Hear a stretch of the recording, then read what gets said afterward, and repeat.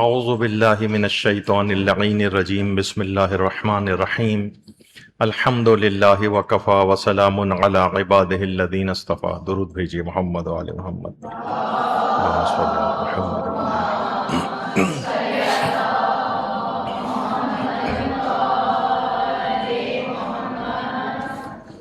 ہر سال جب بھی ذاکری ٹریننگ پروگرام ہوتا ہے تو اس میں ہم عزاداری سے متعلق فقہی احکام، عزاداری پر شبہات جتنے بھی وارد ہوتے ہیں ان کے دلائل اور مختلف استفتاءات فقہا وہ سب آپ کی خدمت میں نقل کرتے ہیں، تاکہ ایک ذاکرہ کو جب معاشرے کے اندر کام کرنے کے لیے جائے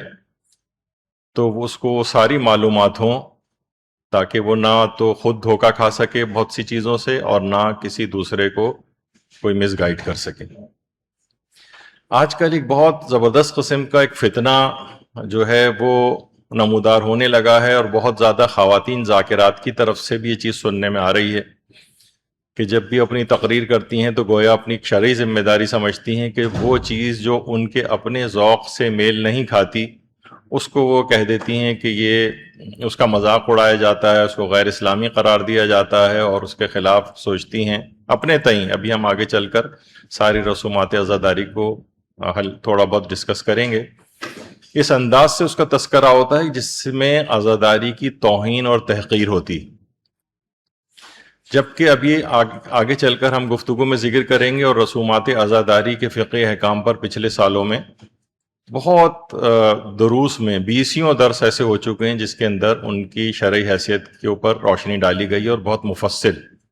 آج تو ہم تھوڑا تھوڑا سا تذکرہ کریں گے، لیکن آپ حیران ہوں گے یہ سن کر کہ تقریباً 99% عزاداری کی جو رسومات اس وقت رائج ہیں وہ سب کی سب حلال، جائز اور مباح ہیں. 1% بہت ہوا تو ایک آدھ رسوم عزاداری میں فقہا میں اختلاف ہے، جیسے قمع زنی کا مسئلہ ہے، خونی ماتم وغیرہ کا مسئلہ ہے. اس میں فقہا میں ایک اختلاف پایا جاتا ہے جس کو ہم بہت تفصیل کے ساتھ یہاں پر ایک درس ہو چکا ہے. اگر کوئی چاہیں تو اس کے اندر بھی تمام تفاصیل اس کو سنی جا سکتی ہے. قمع زنی سے متعلق تقریباً 5.5 گھنٹے کا ایک درس ہر پہلوؤں سے اس موضوع کے اوپر ہے. تو یہ توہین اور تحقیر جو ہے رسومات عزاداری، ایک آدھ جو جس میں جو کنٹروورشل ہے اس کو بیس بنا کر تمام رسومات عزاداری پر اس کو اپلائی کر دینا ایک بہت ہی خطرناک چیز ہے. اچھا، ایک بات اور دماغ میں یاد رکھنی چاہیے کہ جیسے ہی آپ ذاکرات جب گفتگو کرتی ہیں جا کر مجالس کے اندر، اور آپ یہ سوچتی ہیں اپنے تئیں کہ فلاں فلاں رسم کے خلاف مجھے بولنا ہے، یہ خرافات ہے اور یہ بہت ہی غلط چیز ہے، تو زیادہ تر تو دماغ میں یہ رکھیے کہ اصلاً وہ جو چیزیں آپ کے دماغ میں ہیں نا وہ رسومات عزا ہی نہیں ہیں. وہ بعض اوقات ایک یا چند افراد کا ایک انفرادی فعل ہوتا ہے جس کی ابھی آگے چل کر میں مثالیں دوں گا. وہ رسم عزا نہیں، اس کو آپ رسومات عزاداری قرار دے کر اس کے خلاف بولنے کی کوئی ضرورت نہیں ہے، نہ اس کو کوئی پروپوگیٹ کرنے کی ضرورت ہے. جیسے ہی کوئی بھی ذاکرہ شروع کرتی ہے رسومات عزاداری کے خلاف بولنا، فوراً یہ بات یاد رکھ لیں، میں نے کتنے ہی افراد کو ایسے دیکھا ہے کہ جنہوں نے اپنا کیریئر تباہ و برباد کر لیا اور لوگوں نے ان کو بلانا چھوڑ دیا. وہ ہمیشہ کے لیے ان کے اوپر چھاپ لگ گئی کہ فلاں فلاں ذاکرہ اس نظریے کے حامل ہے. تو ایک لحاظ سے اس کو تبلیغی خودکشی کہا جائے گا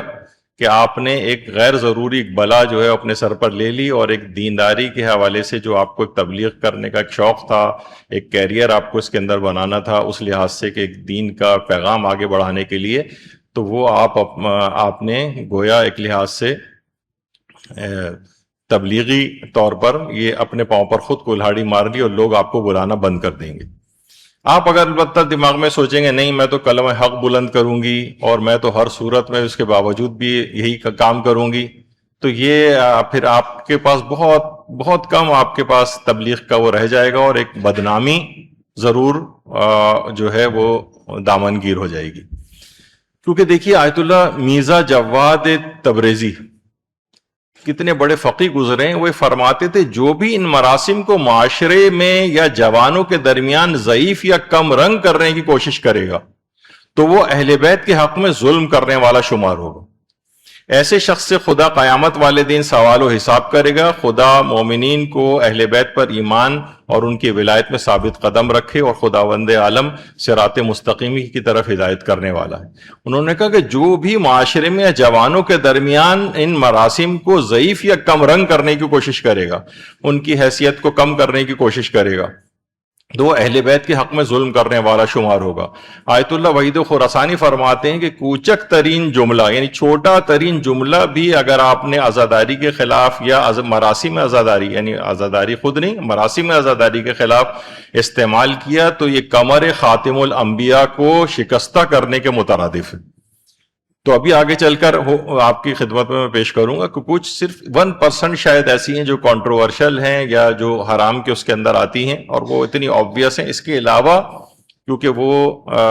جو اور رسومات ہیں تقریباً 99% وہ ساری کی ساری بالکل صحیح, جائز اور مباح ہیں.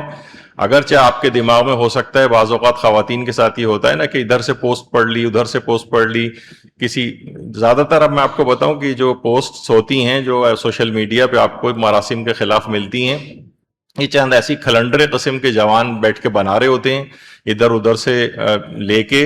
اور اس کے پیچھے کوئی نہ انہوں نے کبھی پڑھا ہوتا ہے نہ مجتہدین کے فتاوے دیکھے ہوتے ہیں. ابھی آگے چل کر میں اس پہ ڈسکس کروں گا. تو بہرحال ان مراسم کو معاشرے میں ضعیف یا جو بھی کم رنگ کرنے کی کوشش کرے گا یعنی خدا اس سے قیامت کے دن سوال و حساب کرے گا. آیت اللہ شیخ جواد تبریزی بات فرماتے تھے, اور آیت اللہ وحید خراسانی کہتے تھے رسول اللہ کی کمر کو توڑنے کے برابر ہے چھوٹا ترین جملہ جو آپ مراسم عزاداری کے خلاف اگر استعمال کرتے ہیں. اور آیت اللہ علی پناہ اشتہار دی, یہ ان کا کچھ ہی سال پہلے انتقال ہوا, اور قم کے اخلاقیات کا بہت بڑا درس ان کا قم میں ہوتا تھا. اور بعض اوقات یہ بھی ہوتا تھا کہ صرف ممبر پہ آ کر آیت اللہ علی پناہ اشتہار دی بیٹھتے تھے, اور بیٹھتے ہی رونا شروع کر دیتے تھے. پورا مجمع بھی زارو قطار, ابھی ایک لفظ بولا بھی نہیں ہوتا تھا اور مجمع زارو قطار رو رہا ہوتا تھا بیٹھ کے. وہ فرماتے ہیں کہ کیا یہ بات حیرت و تعجب کے قابل نہیں ہے کہ عزاداری اور مراسم اعضاء میں جو شبہات پیدا کیے جا رہے ہیں اور وقت گزرنے کے ساتھ ساتھ اس میں جدت آتی جا رہی ہے, چونکہ عزاداری اور مراسم میں رخنہ اندازی شجر خبیثہ کے فرو میں سے جس نے آل محمد کی مخالفت کی قسم کھا رکھی ہے. دشمن جب یہ دیکھتا ہے کہ ان مراسم کے ذریعے نبوی اسلام ترقی کر رہا ہے اور آل محمد کی مظلومیت سے عوام واقف ہو رہے ہیں, تو ان کے ایجنٹس مراسم میں شبہات پیدا کرنا شروع کر دیتے ہیں. اور زیادہ تعجب اس بات پر ہے کہ بعض سادہ لو محبان اہل بیت ان اموی ایجنٹوں کے شکوک و شبہات سے متاثر ہو جاتے ہیں. ان لوگوں کو بتانا چاہیے کہ اسی عزاداری نے اس انقلاب کو کامیاب کیا ہے, اور اسی عزاداری کے طفیل ہند و پاک میں ہر سال ایک وافر تعداد میں حلقہ بگوش مذہب حقہ ہو رہی ہے, ایک بہت بڑی تعداد. یعنی وہ کہتے ہیں کہ یہ جو شبہات پیدا کیے جا رہے ہیں امویوں کی طرف سے ہیں, بنو امیہ کی طرف سے ہیں, اور یہ شجر خبیثہ ہے جس نے آل محمد کی مخالفت کی قسم کھا رکھی. تو مراجع کے اگر آپ اٹھا کر دیکھیں اس سلسلے میں بیانات, تو وہ کہتے ہیں کہ ایک انگلی کی پور کے برابر بھی آپ وہ مراسم جو سلف صالح سے رائج ہیں شیعوں کے اندر, اور ہر معاشرے کے اندر وہ مراسم اعضاء کے طور پر پھیل چکے ہیں, لوگ اس کو قبول کر چکے ہیں, ہر علاقے کا اپنا عزاداری کا ایک طریقہ ہے, تو اس کے خلاف جانا,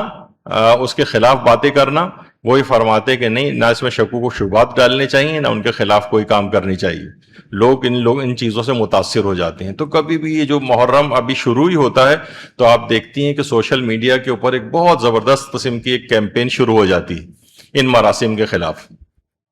اچھا, جیسے ہی آپ مجلس اعضاء میں یہ کنٹروورشل چیز کوئی بھی لے کر آتی ہیں, کسی رسم اعضاء کے خلاف بات کرتی ہیں, فوراً آپ اپنی مجلس اعضاء کو 2 حصوں میں تقسیم کر دیتے ہیں سامعین کو. سمجھیں یہ کہ 90-95% افراد, کیونکہ آپ ان مراسم کے خلاف جن کی جڑیں گہری ہو چکی ہیں ان کے خلاف آپ بات کر رہی ہیں, تو سننے والوں کی 90% سے زائد تعداد آپ کے ذہنی طور پر خلاف ہو چکی ہوتی, اور 5-10% ہو سکتا ہے کہ آپ کے کچھ حمایت کے اندر وہاں پہ موجود ہوں. تو آپ کی تبلیغ, جن لوگوں کے اوپر آپ کو تبلیغ کر رہی ہیں, وہ دماغی طور پر ہی آپ کے اوپر ایک کراس لگا چکے ہوتے ہیں کہ نہیں یہ خاتون صحیح نہیں ہے, انہوں نے آ کے دیکھیے فلاں فلاں کب سے ہمارے ہاں یہ رسم ہوتی آ رہی ہے اور کسی عالم نے بھی آج تک اس کو یہاں پر منع نہیں کیا ہے, لیکن یہ خاتون آئی ہیں, دیکھیں کون کہاں سے نئی نئی باتیں لوگ لے کر آ جاتے ہیں. تو فوراً آپ اپنے جو سامعین ہیں نا ان کو 2 حصوں میں تقسیم کر لیتی ہیں اور اس میں 90% سے زیادہ تو اپنے خلاف کر لیتی ہیں. جب بھی میں نے اس کو شروع میں وہ ذرا سخت جملہ استعمال کیا تھا کہ تبلیغی خودکشی ہے، یعنی آپ نے خود بخود ہی اپنے پاؤں کے اوپر کلہاڑی مار لی اور ساری زندگی آپ کے اوپر ایک چھاپ لگ جائے گی. کیونکہ دیکھیے یہ جو مجلس عزا ہے نا، جس وقت یہ لوگ بیٹھے ہوتے ہیں مجلس میں، مجلس عزا، مجلس امام حسین علیہ السلام، درود بھیجیے محمد علیہ،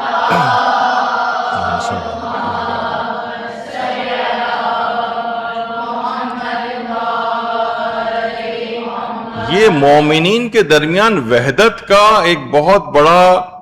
سبب ہے. اب آپ دیکھیں کہ جتنے بھی لوگ مثلا مجلس عزا کے اندر بیٹھے ہوتے ہیں، خواتین آپ کی مجلس کے اندر بیٹھی ہوتی ہیں، اس میں ہر طرح کے افراد مجلس کے اندر بیٹھے ہوتے ہیں. اس میں جناب غالی بھی ہوتے ہیں، یعنی جب میں عام عوامی جملے استعمال کر رہا ہوں، غالی بھی ہوتے ہیں اور مقصر بھی ہوتے ہیں اور انقلابی بھی ہوتے ہیں اور غیر انقلابی بھی ہوتے ہیں اور اخباری ٹائپ کے بھی ہوتے ہیں، مجتہدین اور مراجع کے خلاف بھی ہوتے ہیں، ان کی حمایتی بھی ہوتے ہیں. لیکن کیا ہے، جب امام حسین کی مجلس ہوتی ہے تو یہ سارے مختلف فکر افراد جو ہیں یہ سارے ایک چھت کے نیچے جمع ہو جاتے ہیں. یعنی وہ قوم کے جو کہ مختلف ٹکڑوں میں عام زندگی میں بٹی ہوئی ہوتی ہے، مجلس امام حسین ان کو متحد کر دیتی. یہ بہت بڑی اہمیت کی حامل. اگر کوئی آپ اس طرح سے اس مجلس عزا کو کنڈکٹ کرنے کی کوشش کرے گا تو کیا ہوگا کہ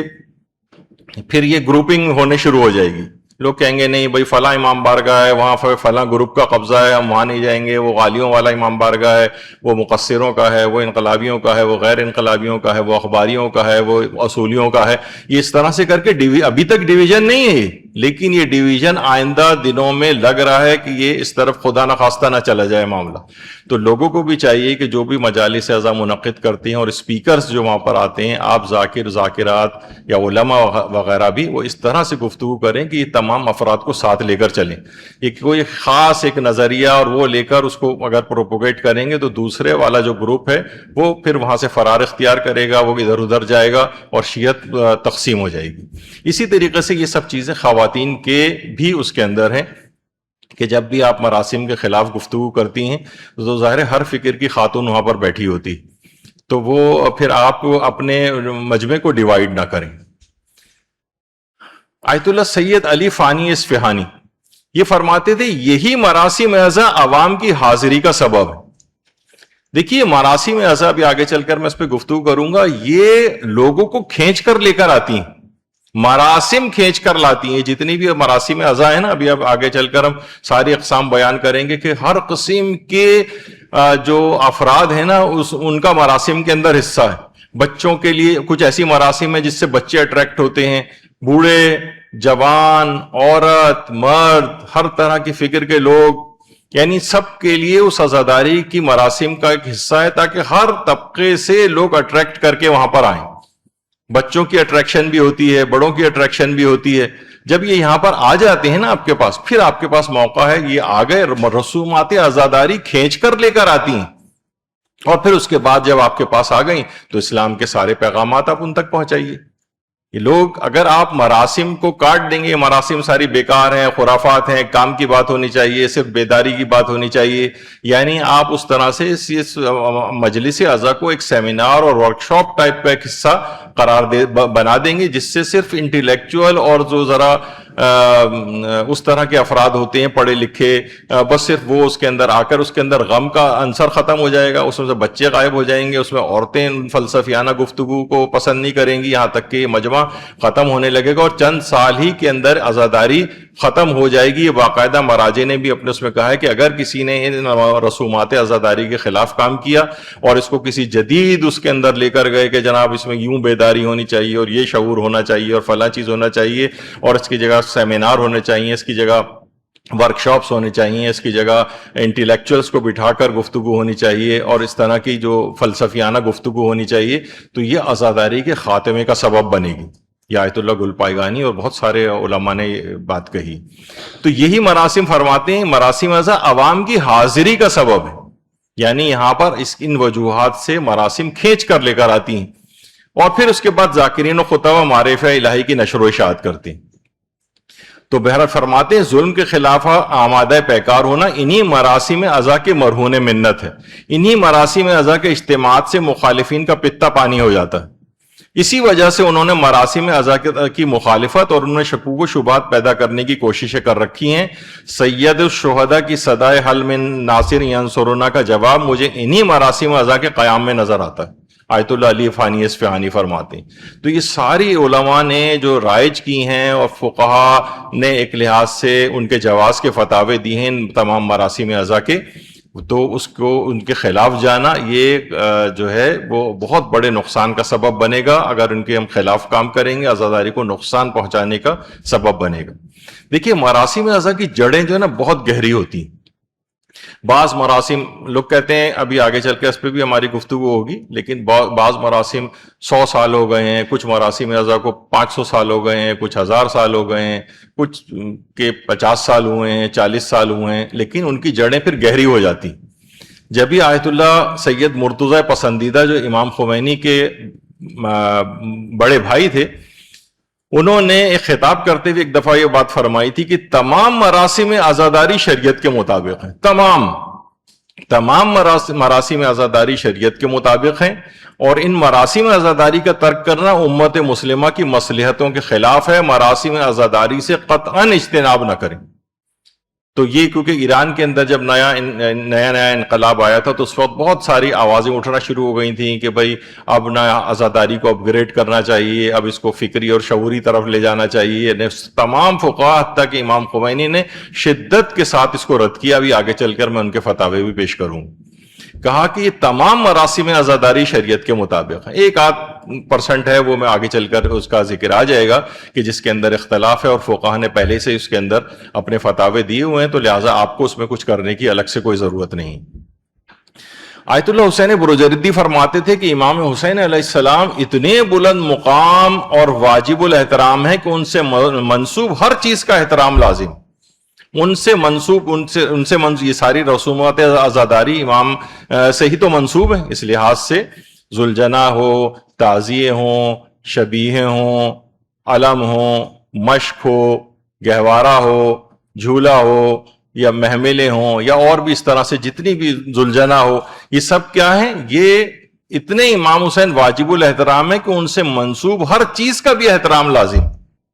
ہر چیز کا احترام۔ ایک دفعہ آیت اللہ شیخ جواد تبریزی سے کسی نے پوچھا تھا، ایک عالم کہتے ہیں کہ ہم وہاں پہ بیٹھے ہوئے تھے، کسی نے آ کر کہا کہ پاکستان میں شبیہیں جو ہے روزوں کی بنائی گئی ہیں، تو ظاہر وہ اصل تو نہیں ہے، وہ تو صرف شبیہ ہے، ایک سمجھے ایک عکس ہے، اس کا کتنا احترام ہے؟ تو آیت اللہ شیخ جواد تبریزی نے کہا کہ جو اصل امام حسین کے روزے کا احترام ہے نا، وہی شبیہ کا احترام ہے،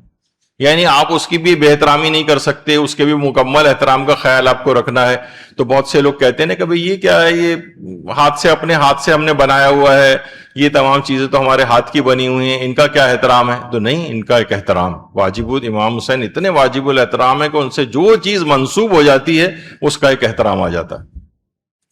تمام وسائل عزاداری کا احترام لازم۔ آیت اللہ تقی بہجت فرماتے تھے جتنے بھی وسائل عزاداری، کالا لباس ہے، چاہے وہ زری ہوں، چاہے علم وغیرہ ہوں، سب کا احترام شرعی حیثیت رکھتا ہے، شرعی،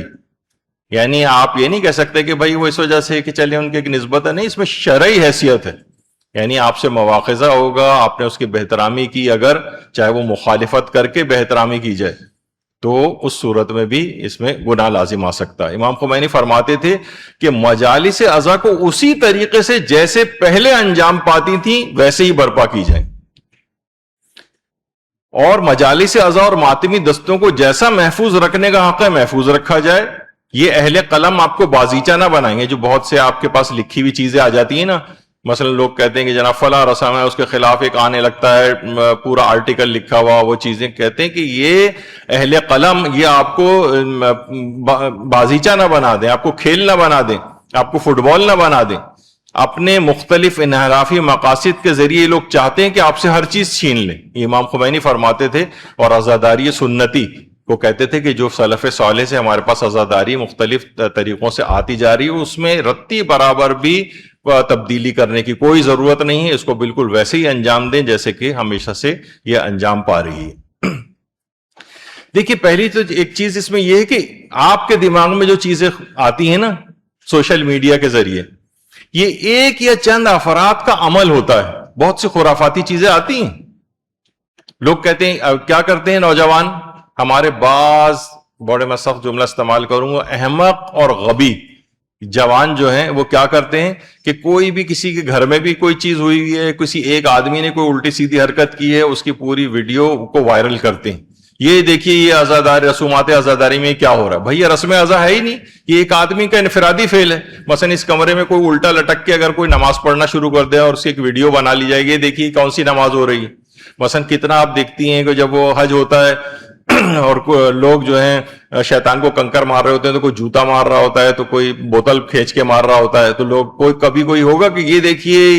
یہ سارے حاجی کیا کر رہے ہیں. نہیں, ایک آدمی کا, یہ دو آدمیوں کا فیل ہے. وہ ابھی ہمارے کرکٹر جو وہاں پر گئے تھے اور انہوں نے بالنگ کراتے ہوئے مثلا کنکر مارے تھے وہاں پر, تو وہ ایک آدمی کا فیل ہے. اس کو ہم یہ تو نہیں کہہ سکتے کہ اتنے سارے جو 25 لاکھ 35 لاکھ حاجی ہیں انہوں نے یہ کام کرنا شروع کر دیا. تو ایک یا چند افراد کا جو عمل ہے یہ رسم عزا نہیں بنتا ہے, یہ رسومات عزاداری میں شامل نہیں. اس کو رسم عزا قرار دے کر اور پھر آپ اس کے خلاف اس کو وائرل کرنا شروع کر دیتے ہیں, جبکہ رسم عزا نہیں. مثلا یہ ابھی کچھ دن پہلے آپ نے دیکھا ہوگا کہ ایک علم کے اوپر ایک لائیو ایک بچے کو باندھ کے اور وہ بلند کیا گیا کسی جگہ, اور لوگوں نے کرنا شروع کر دیکھی عزاداری میں کیا خرافات ہو رہا ہے اور کیا ہو رہا ہے. سب سے پہلے تو ایک چیز اور یہ بھی دیکھ لیا کریں تحقیق کر کے کہ یہ صاحبان ایمان نے یہ والا کام کیا ہے یا کسی غیر نے کیا ہے. معلوم یہ چلا کہ جناب یہ لکھنؤ کے اندر ہوا تھا. لکھنؤ, پھر اس کے بعد وہاں کے علماء نے جو ہے شیعہ علماء نے باقاعدہ اپنے بیان ریکارڈ کروائے کہ اس کا ہم شیعوں سے کوئی تعلق ہی نہیں ہے, یہ غیر شیعہ افراد کے علاقے کے اندر کوئی ریلوے اسٹیشن ہے, وہاں کے قریب کوئی علاقہ ہے, وہاں پر غیر شیعہ افراد نے یہ والا کام کیا ہے. ایک علم کے اوپر ایک بچہ زندہ باندھ کے اور اس کو اس طرح سے بلند کیا گیا. تو یہ اصلاً اول تو یہ رسم عزا ہی نہیں, یہ کسی ایک یا چند گروہ افراد کے گروہ کا جو ہے وہ ایک عمل ہے. اس کو وائرل کرنے سے اور اس کے اندر نقصان ہوتا ہے. ان چیزوں کو تو وائرل ہی نہیں کرنا چاہیے, کیونکہ یہ کوئی رسم عزا وہ ہوتی ہے جو معاشرے کا ایک بہت بڑا طبقہ اس کو رسم عزا کے طور پر اس کو ایکسیپٹ کر چکا ہے. علماء نے اس کو کی کوئی مخالفت نہیں کی, اس کے جواز ہونے کے فتوے دیے ہوتے ہیں, تو وہ رسم عزا بنتی. ایسا نہیں ہے کہ کوئی عام کام شروع کر دے عزاداری کے نام پر تو ہم کہیں گے یہ دیکھیے یہ رسم عزا ہو گئے. نہیں, یہ نہیں ہے ایسا. اسی طریقے سے مثلا بہت سے تو نہیں, چند ایک افراد نے ایسے کیا کہ جناب شیشے توڑ کے بکھیر دیے اور اس کے اوپر چلنے کا ایک ماتم کیا. بھائی یہ کسی نے ایک گھر کے اندر کوئی اپنا مثلا کوئی کام کیا ہوا اس طرح سے اور اس کی کوئی ویڈیو بنا کے اس نے جو ہے وہ نشر کر دی ہے, تو اس سے یہ رسم عزا کب بنی؟ رسم عزا ایک یا چند افراد کے کرنے سے نہیں بنتی.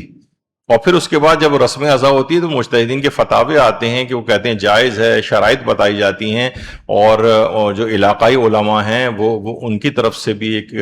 انڈورس کرتے ہیں اس کو, وہ کہ ہاں یہ مثلا ٹھیک ہے. تو یہ اس طرح سے کر کے معاشرے کے اندر یہ ایک یا چند افراد کا ایک عمل ہے, اس کو رسم عزا نہیں کہا جائے گا. مثلا ایران کے اندر آ گیا کہ دیکھیے یہ اب عورتیں بھی زنجیر زنی کرنے لگی. ایران میں ویسے چینس والا ماتم ہوتا ہے, اس کے اندر وہ پھلدار چھریوں والی زنجیر نہیں ہوتی ہے عام طور پر, لیکن کچھ علاقوں میں ہوتا بھی ہے, بھی یہاں پر چھریوں والا بھی ہوتا ہے, اگرچہ وہاں قانوناً اس کو منع بھی کیا گیا ہے. لیکن بہرحال تو یہ ایک مثلا بوڑھی خاتون ہے, اب کسی نے نا یہ اس طرح سے کہ دیکھیے یہ خاتون جو ہے اب یہ عورتیں بھی ماتم کرنے لگی. عورتیں ماتم نہیں کرنے لگی, ایک خاتون کا, ایک بوڑھی خاتون کا ایک عمل ہے. ظاہر ہے کروڑوں کی تعداد میں جو ہے صاحبان ایمان دنیا کے اندر ہے, کوئی کچھ بھی کر سکتا ہے, تو اس کو رسم عزا قرار نہیں دیا جائے گا. یہ رسم, اس میں آپ اس کا بیس بنا کر مراسم عزاداری پر تنقید نہیں کر سکتے ان لوگوں کے اس طرح کے افعال کو, اصلاً کیونکہ رسم عزا ہی نہیں ہے. مثلا کانٹے بکھیر دیے جاتے ہیں بہت سی جگہوں پہ, اور اس کے اوپر ایک صاحب نے مثلا چلنا شروع کیا, وہ بھی اپنے گھر کے اندر ایک ویڈیو بنائی تھی, تو لوگوں نے مشہور کرنا شروع کر دیا, یہ دیکھیے خرافاتی رسم عزا شروع ہو گئی. بھائی یہ کوئی رسم عزا ہی نہیں ہے, کسی جگہ معاشرے میں ہوتا ہی نہیں ہے کانٹوں کے اوپر چلنے والا. تو بہرحال یہ اس انداز سے معاشرے کے اندر کام نہیں کرنا چاہیے. یا مثلا یہ اگرچہ بہت سی جگہوں پہ ہوتا ہے, لیکن یہ بھی رسم عزاداری نہیں, یہ چند لوگوں کا ایک فیل ہے کہ جناب اچھا یہ بھی ایک چیز اور دماغ میں رکھ لیں, یہ جو آپ کے سامنے پکچر ہے اے آئی جنریٹڈ ہے, یہ آرٹیفیشل انٹیلیجنس سے بنائی گئی ہے. لیکن بہرحال یہ معاشرے میں سننے میں آتا ہے کہ ہوتا ہے کہ لوگ ذوالجناح کا جھوٹا وغیرہ جو ہے کھاتے ہیں اور تبرک کے طور پر اسے لے کے جاتے ہیں اور کہتے ہیں اس سے ہماری مرادیں جو ہیں وہ پوری ہوتی ہیں. تو بہرحال یہ ایک ایسی چیز ہے کہ یہ تو کوئی رسم ازا ہی نہیں, یہ لوگوں کا انفرادی فعل ہے. ایسی جیسے کوئی کسی کے گھر میں مثلا, ظاہر ہے میں اس سے کوئی شباہت نہیں دے رہا ذوالجناح کی کوئی توہین و تحقیر, مثلا کوئی بلی پالی ہوئی ہے کسی نے, بہت سے جانور ہوتے ہیں جو ہے وہ ان کے ساتھ ہی کوئی چیز وہ لوگ کھا رہے ہوتے ہیں, اس سے حفظان صحت کا تو مسئلہ ہو سکتا ہے. لیکن بہرحال شرعی اعتبار سے نہ یہ کوئی رسم ازا ہے, اور یہ لوگوں کے اپنا ایک عقیدتی ایک انداز ہے جو کہ نہیں کرنا چاہیے, مناسب نہیں لگتا ہے. معاشرے کے اندر جو ہے نا ذرا جگہ سائی ہوتی ہے کہ دیکھیے گھوڑا اسی کے اندر ہی, لوگ تو اس کو ذوالجناح نہیں بلکہ گھوڑا ہی کہیں گے کہ اس سے, یا اور لوگ ایک ضعیف الاعتقاد شیعہ جو ہے اس طور پر مشہور ہو جاتے ہیں. تو اے آئی جنریٹڈ, یہ والی تصویر بھی اے آئی جنریٹڈ ہے, یہ اصلاً اس طرح سے نہیں ہے کہ, لیکن کچھ لوگوں بہرحال یہ والا کام کرتے ہیں تو ان کو سمجھانے کی ضرورت ہے. لیکن یہ رسم عزاداری نہیں ہے. دیکھیے شاعر حسینیہ کسے کہا جاتا ہے؟ آپ نے سنا ہوگا کہ لفظ شاعر حسینیہ, شعیرہ سنگولر ہے, شاعر پلورل ہے. یعنی وہ چیزیں کہ جن کو دیکھ کر امام حسین کا غم تازہ ہو جائے وہ شاعر کہلاتے ہیں. شاعر شعیرہ یعنی نشانی. تو اس سے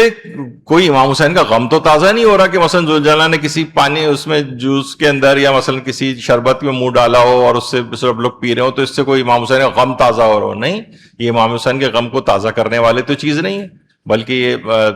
فطرت جو ہے وہ پسند بھی نہیں کرتی. کیونکہ دیکھیے ہمارے ہاں کیونکہ ظاہر معاشرہ پڑھا لکھا زیادہ نہیں ہے تو اس کے اندر بہت سی ایسی چیزیں ہوتی ہیں. ایک زمانہ تھا آیت اللہ خوئی مرحوم کے پاس بہت سے علماء بیٹھے ہوئے تھے, تو ایک عالم خود پاکستان کے بھی وہاں پر تھے, اور اس وقت مختلف جو علاقوں سے خطوط آیت اللہ خوئی کے پاس آئے ہوئے تھے تو ان کے استفتاءات کے جوابات لکھوا رہے تھے. تو ایک خط آیا پاکستان سے, اسی طرح کے مسائل کے خط تھے کہ باقاعدہ اس کے بعد جتنے بھی وہاں علماء تھے انہوں نے سب نے مسکرانے لگے کہ کس قسم کی چیزیں, کون کون سے مسائل یہ پاکستان کے اندر ہیں. ذوالجناح کی لید پاک ہے یا نجس, یہ سوال آقا خوئی کے پاس آیا ہوا تھا, اور اس طرح کے بہت سارے اس طرح کی چیزیں. تو یہ معاشرے کے اندر اصلاً یہ ہے کہ یہ کیونکہ لوگوں کے عام ہی لٹریسی ریٹ اتنا کم ہے, پڑھے لکھے لوگ افراد بہت کم ہیں, اور پھر ان کے اندر بھی دینی شعور, جو پڑھے لکھے بھی ہیں ان میں دینی شعور بہت کم ہے. تو بہرحال یہ والی چیزیں اس طرح سے معاشرے کے اندر ہوتی ہیں. اسی طرح سے یہ ایک تصویر لوگوں نے لگائی کہ یہ دیکھیے اب جو ہے نا مراسم عزاداری کے اندر بت بھی رکھے جانے لگے ہیں اور سب کچھ ہے. اصلاً یہ مراسم رسومات عزاداری بھی نہیں ہے, اور اصلاً یہ شیعوں کا جلوس بھی نہیں ہے. یہ بنگلہ دیش میں ہمارے غیر شیعہ مسلمان بھائی بھی جلوس نکالتے ہیں, ان کا ایک طرز عمل ہے. وہ بھی ظاہر ہے پوری دنیا میں کسی جگہ نہیں ہے, صرف عاشورے کے دن ایک کسی نے جو ہے اس طرح سے نکال لیا جس کے اندر یہ اس طرح کے مجسمے وغیرہ جو ہے رکھے ہوئے تھے. یہ کوئی بھی کسی بھی شیعہ اس کے اندر یہ موجود نہیں ہے. تو اس کو ہمارے بعض لڑکوں نے اس کو نکالا اور اس کو کہا کہ یہ دیکھیے مراسم عزاداری کے اندر یہ بت پرستی شروع ہو گئی ہے اور خرافاتی چیز ہے اور ہندوانی چیز ہے اس طرح. بھائی یہ شیعوں کی رسم ہی نہیں ہے, اور کسی ایک, میں نے ابھی بار بار یہ بات کہہ رہا ہوں کہ ایک یا صرف چند افراد کا, کروڑوں کی آبادیوں کے اندر ایک یا چند افراد کا فعل وہ رسم ازا نہیں بنتا ہے. تو بہرحال یہ اس طرح کی چیزیں ہیں معاشرے میں, اس میں آپ کو دیکھنا چاہیے کہ یہ مراسم عزاداری نہیں ہے, اور یہ اگر کوئی کرتا بھی ہے تو اس کا ایک انفرادی فعل ہے جو کہ اچھا بھی نہیں ہے, اور نہ یہ جلوسوں کے اندر ہمارے یہاں ایسا کوئی چیز ہوتی. اسی طریقے سے بہت سی جگہوں پر یہ بھی اس کو بھی پسند نہیں کیا جاتا کہ مثلا ہاتھ کٹے ہوئے ہیں, کسی ایک ایسا مجسمہ بنایا ہوا ہے, کیونکہ اصلاً انسانی مجسمہ بنانا, جاندار کا مجسمہ بنانا بھی حرام ہے. ظاہر ہے کسی نے تو یہ بنایا ہوگا نا کہ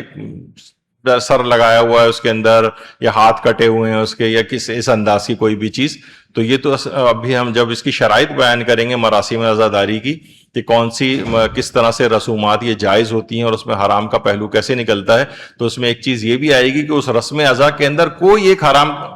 نہیں ہونا چاہیے. یعنی وہ رسم ازا حرام پہ مشتمل نہیں ہونی چاہیے. اگر اول تو یہ رسم ہی نہیں ہے, کسی ایک جگہ کے اوپر اس طرح سے آپ نے کہیں دیکھا ہے کہ پاکستان میں کسی بھی جگہ جو ہے اس طرح سے کوئی چیز بنائی جاتی ہو کہ امام کا پورا ایک اسٹرکچر بنایا ہوا ہے اور اس کے ہاتھ پاؤں مثلا اس انداز سے, ہاتھ کٹے ہوئے ہیں یا حضرت عباس کی طرف منسوب کر کے؟ نہیں, ایسا نہیں ہوتا. اسی طریقے سے بہت سی جگہوں پر یہ بھی اس کو بھی پسند نہیں کیا جاتا کہ مثلا اس طرح سے کوئی چیز اچھا اب دیکھیے ایک اور بھی بڑا خطرہ ہے ایک چیز، مراسم عزاداری کے جو مخالفین ہیں نا، ان کا فکری اور عقیدتی انجام کیا ہوتا ہے؟ ابھی آپ کو فی الحال ایسا نہیں لگے گا، لیکن میں نے ایک طویل عرصہ ظاہر ہے گزارا ہے، میں بہت سمجھے ایک لحاظ سے میں نے ایسے افراد کی ایک لحاظ سے جاسوسی جسے آپ کہا جائے وہ بھی میں نے کر کے دیکھی،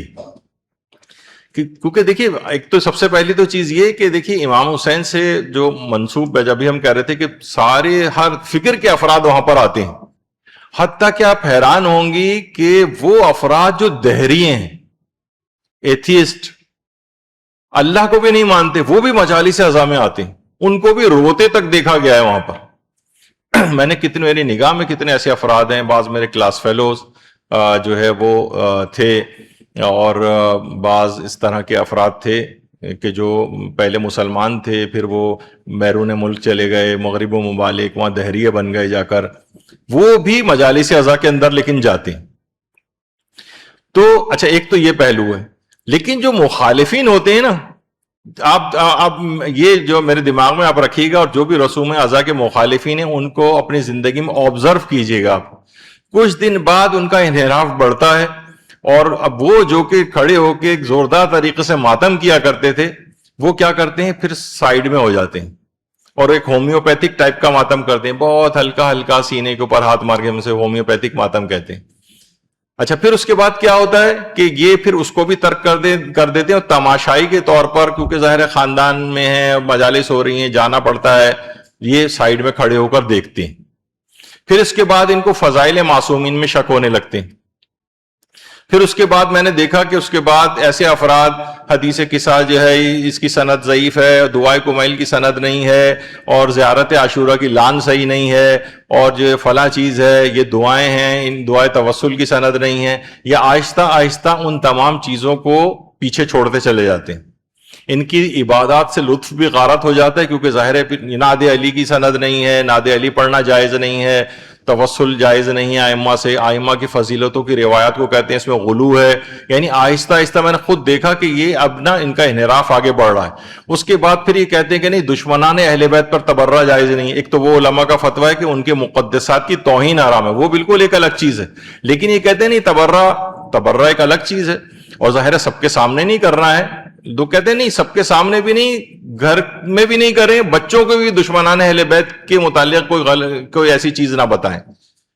پھر اس کے بعد پھر ان کا انحراف میں نے اور آگے بڑھتے دیکھا۔ پھر اس کے بعد ان کے دل میں دشمنان اہل بیت کی خاص، آپ سمجھ رہی ہوں گی میں جو بات کہہ رہا ہوں، ان کی محبت دل میں پیدا ہونے لگتی۔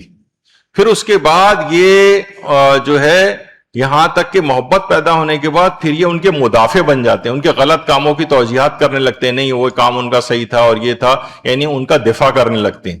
اور یہاں تک کہ اس کے بعد پھر یہ شیعت کو بھی بعض اوقات ایسا ہوتا ہے کہ خیر آباد کہنے کے قریب پہنچ جاتے ہیں۔ ایک عالم تھے، آج سے 30 سال پہلے میں ان کے پاس جایا کرتا تھا،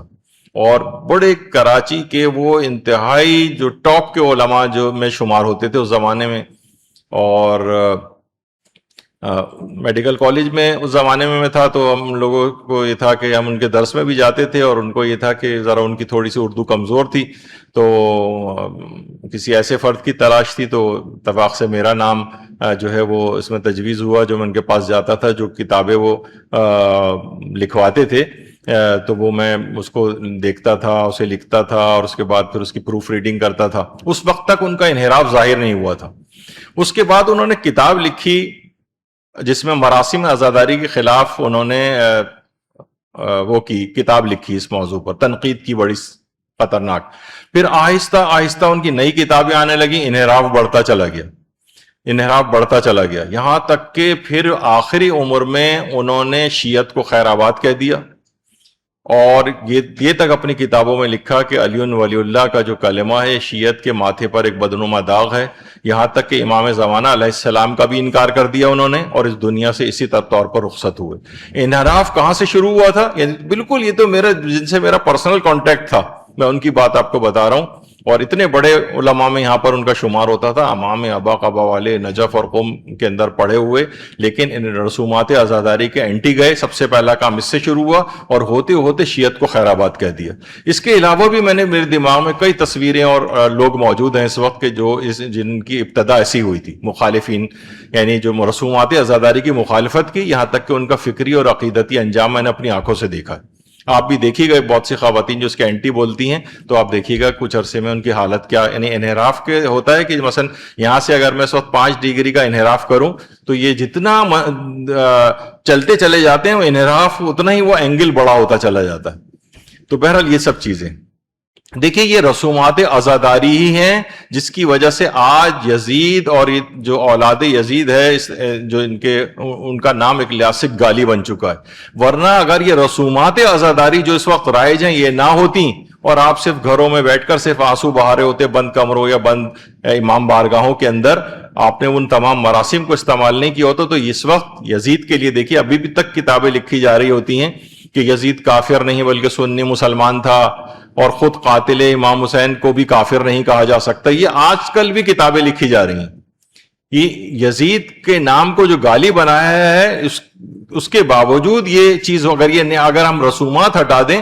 تو یقین کیجئے یہ سب کے نصابوں میں آج شامل ہوتا اور یہ خلیفہ راشد کے طور پر بھی پیش کیا جا رہا ہوتا ہے. یہاں پر یہ رسومات عزاداری نے ایک بند باندھا ہوا ہے. ابو لہب کے متعلق کہ جناب ابو لہب دشمن رسول نہیں تھا، سورہ ابو لہب کا مصداق بھی ابو لہب نہیں ہے، دشمنان رسول کی ایک سازش ہے یہ، اور ایک فکر انگیز مطالعہ تحقیقی و تنقیدی جائزہ ابو لہب کی حمایت میں کتابیں لکھی جا رہی ہیں. اگر آپ کی مراسم نہ ہوتی تو یہ تو چند اقرا افراد رہ گئے نا، تو یہ کورس سلیبس میں ابو لہب پڑھایا جا رہا ہوتا. ہمارے بچے جو ہیں اس کے فضائل پڑھ رہے ہوتے. یہاں تک کہ میں نے خود دیکھا ہے کہ وہاں پر جب میدان احد میں وہاں پر ایک صاحب کھڑے ہوئے ہوتے ہیں عربی، جو کہ یعنی حضرت حمزہ کی قبر پر کھڑا ہوا ہے اور وہ وحشی جس نے حضرت حمزہ کو قتل کیا ہے وہ اس کے فضائل پڑھ رہا ہوتا ہے. وہ حضرت وحشی نے اسلام قبول کر لیا تھا اور حضرت وحشی یہ تھے اور حضرت وحشی وہ، یعنی حضرت حمزہ کی قبر پہ کھڑا ہوا ہے وہ مقرر ہو کے اور فضائل جو ہے ان کے پڑھ رہا ہے. تو یہ اگر مراسم نہ ہوتی تو یہ سب افراد جو ہیں یہ ہمارے اس میں شامل ہو چکے ہوتے. یہ مراسم نے ان کو روکا ہوا ہے. خلافت معاویہ و یزید،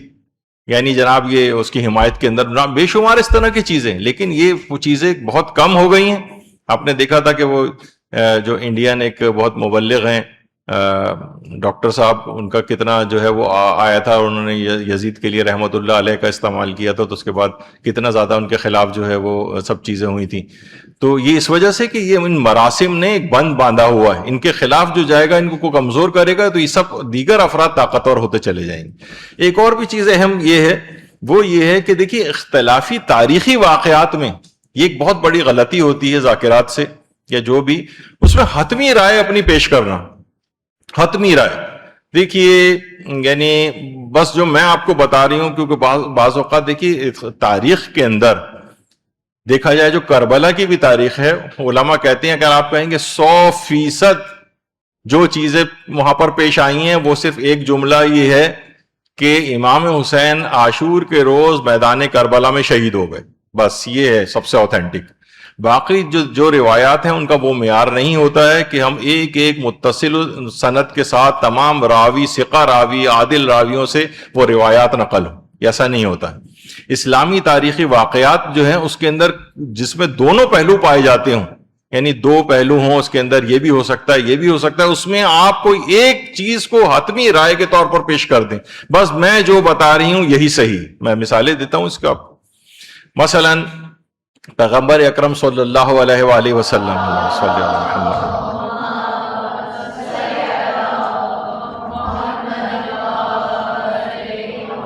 کی کتنی بیٹیاں تھیں؟ مشہور یہی ہے انڈو پاکستان کے اندر تو علی الخصوص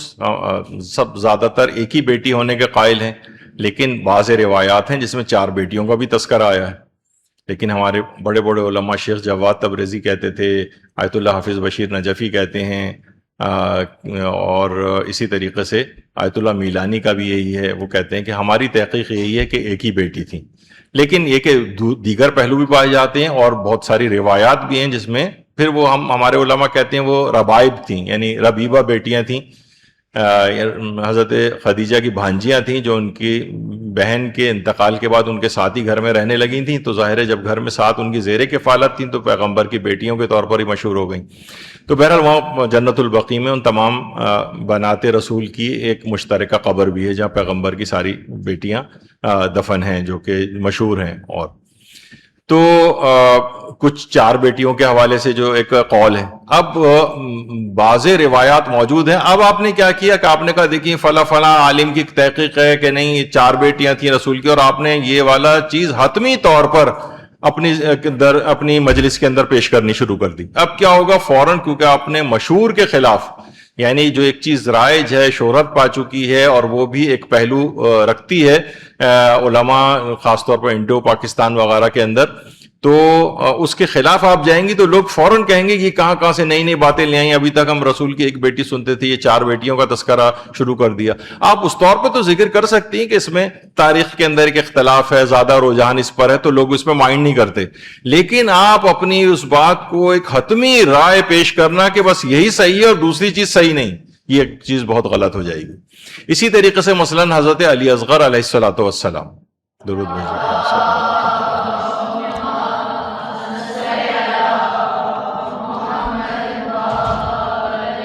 اب آپ اس کے اندر آ جائیں، یہاں پر شش ماہے کے طور پر مشہور ہے، کتنی کتابوں کے اندر علماء نے بھی اس کو جو ہے وہ لکھا ہے. ہمارے ہاں یہی کہ ان کی عمر 6 ماہ تھی، لیکن آپ کے پاس مثلا کچھ روایات آ جائیں کہ ان کی عمر 1 سال تھی یا ان کی عمر 1.5 سال تھی، اور آپ اس میں دلائل اپنے پیش کرنے لگیں، دیکھیں فلاں نے بھی کہا ہے کہ 1.5 سال تھی، فلاں نے بھی کہا ہے. اب کیا ہے، جو لوگ سارے نوعے سنتے رہے ہیں، مجلسیں سنتے رہے ہیں، علماء کی زبان سے سنتے رہے ہیں شش ماہے کا تذکرہ، اب کیا ہے آپ نے ایک یقینی پورا پلڑا اس پہ ڈال دیا کہ نہیں ان کی عمر 1.5 سال تھی. تو اب کیا ہے کہ یہ معاشرے کے اندر ایک خلفشار برپا کرے گا. یہ شہرت کے خلاف جو ہے اگر آپ جائیں گی، چاہے آپ اپنے طور پر اس کے دلائل کیوں نہ رکھتی ہوں، تب بھی یہ چیز آپ کو نقصان پہنچائے گی. یہ نہ کریں کبھی بھی. اسی طریقے سے مثلا حضرت علی اکبر علیہ السلام،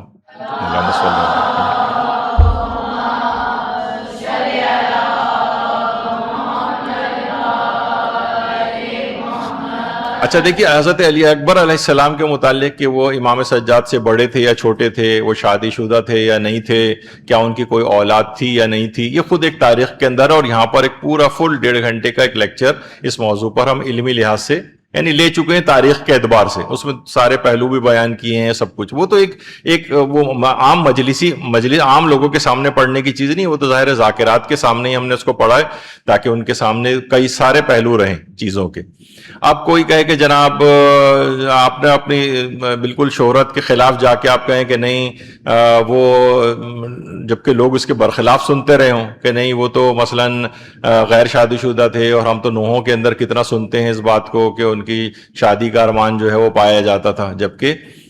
دوسری روایات بھی ہیں جس سے ان کا، بلکہ آیت اللہ صادق روحانی کی تحقیق یہ ہے کہ نہیں وہ شادی شدہ تھے، امام سجاد سے بڑے بھی تھے. تو اس میں حضرت علی اکبر، علی اصغر، علی اوسط وغیرہ کی بھی ایک بحث آتی ہے جو ہم نے پورے اس درس کے اندر کی ہے. لیکن یہ چیز آپ لوگوں کے اندر اس طور پر پیش کرنا، لوگ اس کو دماغی طور پر قبول نہیں کریں گے. یا مثلا ایک اور چیز ہے، بعض علماء یہ کہتے ہیں اس بات کو کہ مثلا حضرت علی اکبر علیہ السلام کی برچھی لگی تھی یا نہیں لگی تھی،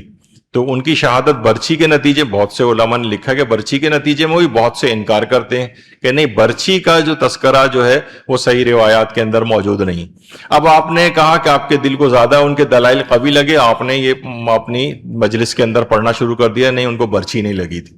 اب کیا ہے، برچھی کا تو تذکرہ ہر مصائب کے اندر عورتیں سنتی رہیں. اب آپ نے جیسی یہ کنٹروورشل موضوع حتمی طور پر ان کے سامنے پیش کیا کہ نہیں یہی بات صحیح ہے، دیکھیے یہ ہمارے پاس دلائل ہیں. اب کیا ہے، اور دلائل لوگ نہیں سنتے، اور دوسری بات یہ کہ اس کے اندر دوسرا پہلو بھی پایا جاتا ہے. تو آپ کوئی ایک ایسی چیز معاشرے کے اندر جس سے خلفشار جو ہے برپا ہو جائے، یہ معاشرے کے اندر پیش نہ کریں. حضرت فاطمہ صغریٰ علیہ السلام،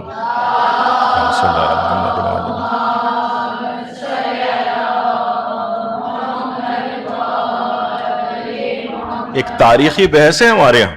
کہ فاطمہ صغریٰ نام کی کوئی بیٹی امام کی تھی بھی یا نہیں تھی، اور مدینے میں ان کو چھوڑ کے گئے تھے یا نہیں گئے تھے. بہرحال اس میں علماء میں اور تاریخ دانوں میں ایک اختلاف ہے. اور البتہ علامہ مجلسی نے بہار کے اندر وہ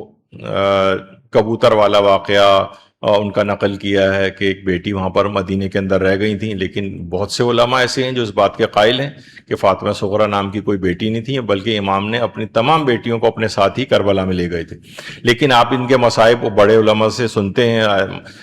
علامہ صادق حسن صاحب قبلہ بھی پڑھتے ہیں، علامہ عقیل الغروی صاحب بھی فاطمہ صغریٰ کے مصائب پڑھتے ہیں، انڈو پاکستان میں سارے علامہ علی نقی نقن صاحب اور جو بڑے بڑے علماء ہیں سب حضرت فاطمہ صغریٰ کے مصائب پڑھتے ہیں۔ یہاں پر اس بات کی شہرت ہے، لیکن ایران میں بعض علماء ہیں جو حضرت فاطمہ صغریٰ کے اصلاً وجود کے بھی قائل نہیں ہیں۔ وہ کہتے ہیں کہ وہ ایک ہی بیٹی تھیں،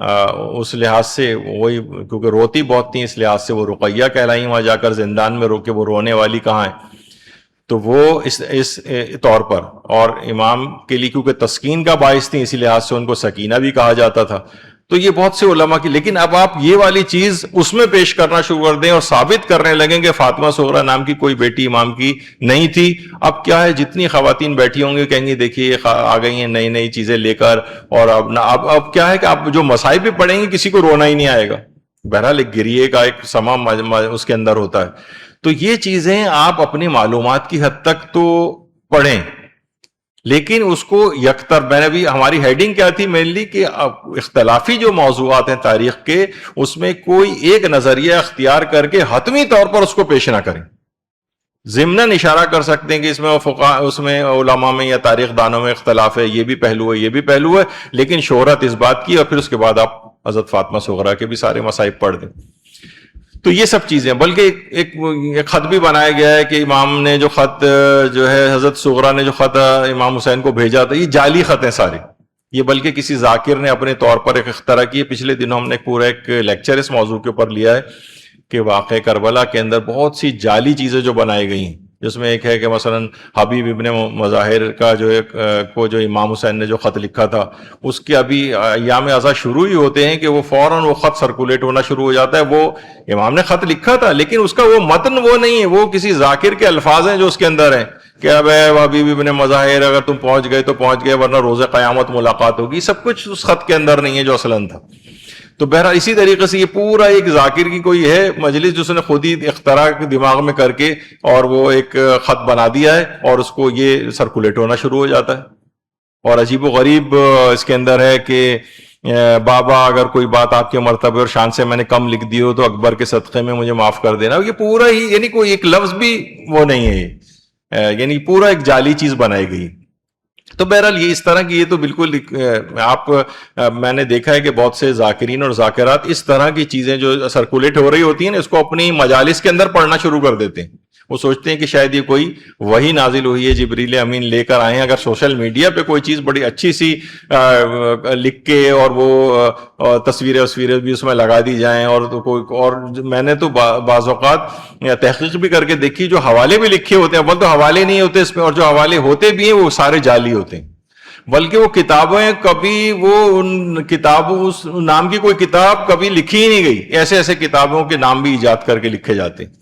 تو یہ ہر طرح کی سب چیزیں ہوتی ہیں۔ اسی طریقے سے مثلا آپ نے حتمی رائے بنا لی، مثلا ایک تاریخ کے اندر بہرحال ایک تھوڑا سا ایک اختلاف اس کے اندر ہے کہ حضرت زینب سلام اللہ علیہ،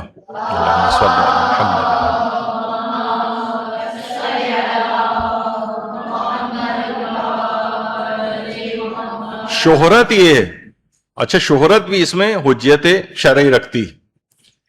کہ اگر شہرت ہے کسی چیز کی کہ وہ کہاں پر مدفون ہے، تو سب سے زیادہ مشہور یہ ہے کہ وہ شام میں دمشق میں حضرت زینب کے روضے پہ جو لوگ شام جاتے ہیں وہ اسی روضے کے اوپر زیادہ جاتے ہیں، اور سب علماء نے کہا کہ شہرت یہی ہے اور زیادہ اطمینان کے قابل یہی چیز ہے کہ وہ یہیں پر مدفون ہے۔ لیکن کچھ علماء کا یہ کہنا ہے، وہ بھی بڑے علماء میں سے مثلا آیت اللہ محسن امین عاملی، وہ کہتے تھے کہ ان کا مدینے آنا تو ثابت ہے، مدینے سے باہر جانا ثابت نہیں، تو ممکن ہے کہ حضرت زینب سلام اللہ علیہ وہ جنت البقیع میں مدفون ہو۔ اسی طریقے سے قاہرہ کے اندر، مصر میں قاہرہ میں بھی حضرت زینب سلام اللہ علیہ کا ایک روضہ ہے۔ آیت اللہ صافی گلپائگانی کہتے تھے یہاں پر بھی چلے جانا چاہیے، اگرچہ تو یہاں پر بھی ان کا ایک پورا ایک روضہ بنا ہوا ہے، تو بہرحال وہاں پہ وہ کہتے ہیں جہاں پر بھی احتمال موجود ہوں، کیونکہ روایات تینوں جگہوں کے لیے آئی ہیں، البتہ زیادہ شہرت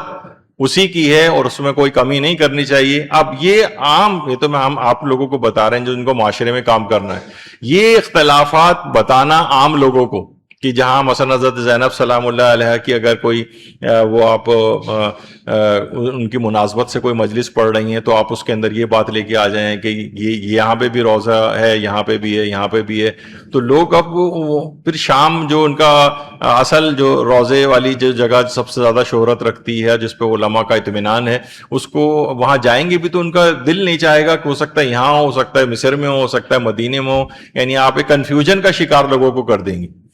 ضمناً ایسی اشارہ کرتے ہوئے کبھی بتایا جا سکتی ہے چیز, لیکن اس میں نے یہی کہا کہ حتمی لحاظ سے کہنا یہی ہے بس. جیسے مراسم عزاداری میں بھی آپ یہی کر رہی ہوتی ہیں نا, آپ سے مراد وہ خواتین جو کہ اس کے خلاف ہے کہ بس ہم جو کہہ رہے ہیں کہ یہ جائز نہیں ہے یہ والی رسم, لہٰذا یہ اس کو نہیں کرنا چاہیے, جبکہ اس کے جواز کے قائل علماء بھی موجود ہوں, تو یہ کیا ہے بہت بڑی غلطی شمار ہوتی. اچھا دیکھیے, مراسم عزاداری کے خلاف جو ذاکرات ہیں ان کا علمی لیول کیا ہوتا ہے؟ کوئی توہین و تضییق خدا نخواستہ میں نہیں کر رہا ہوں, لیکن جو بھی ذاکرہ پڑھ رہی ہے کسی رسم ادا کے خلاف, میں اس سے پوچھوں گا کہ بھائی آپ یہ بتائیے کہ کیا آپ نے اس موضوع کے اوپر, یہ پوسٹوں کو چھوڑیے جو سوشل میڈیا کے اوپر کوئی نوجوان لونے لپاڑے جو ہیں وہ لکھ کے جو سرکولیٹ کر رہے ہوتے ہیں, آپ نے کتنے علماء کے فتاوے دیکھے ہیں خود سے لکھے ہوئے آتھینٹک فتاوے, کتنی آپ نے کتابیں ان کے متعلق پڑھی. شاعر حسینیہ پر جو ہے علماء نے پوری کتابیں لکھی ہیں. آیت اللہ حافظ بشیر نجفی نے پوری کتاب شاعر حسینیہ کے اوپر لکھی ہے اور اس میں اس کا اردو ترجمہ بھی ہو چکا ہے. اور کتنے علماء ہیں جنہوں نے اگرچہ الگ سے کوئی کتاب نہیں لکھی, لیکن ان کے استفتاءات کے سیکشن میں شاعر حسینیہ اور مراسم عزاداری کے الگ سے فتاوے موجود ہوتے ہیں.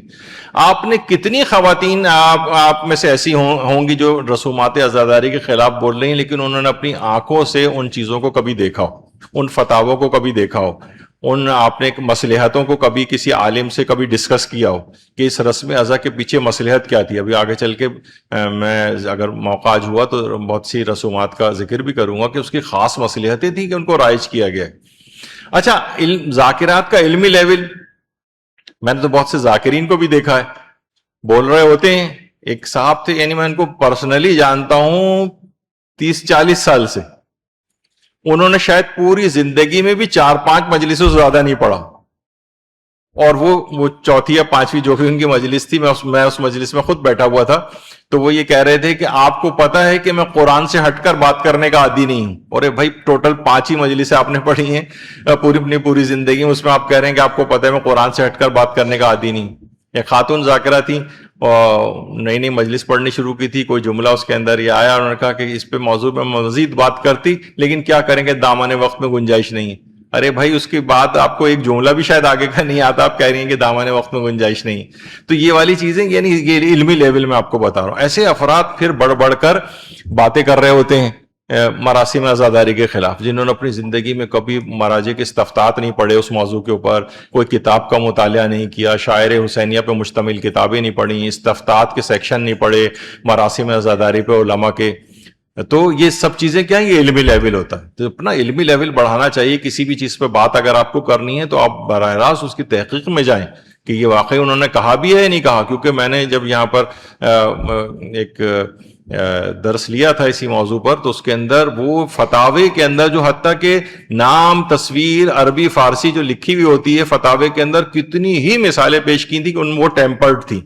یعنی اس کے اندر الفاظ بڑھائے گئے تھے, ترجمے کے اندر ڈنڈی ماری گئی تھی, مہریں خود سے لگائی گئی تھیں, الفاظ کو لکھے گئے تھے. آپ تو کہتی ہیں ہاں عربی میں کچھ لکھا ہوا ہے, فارسی میں کچھ لکھا ہوا ہے, نیچے ترجمہ لکھا ہوا ہے,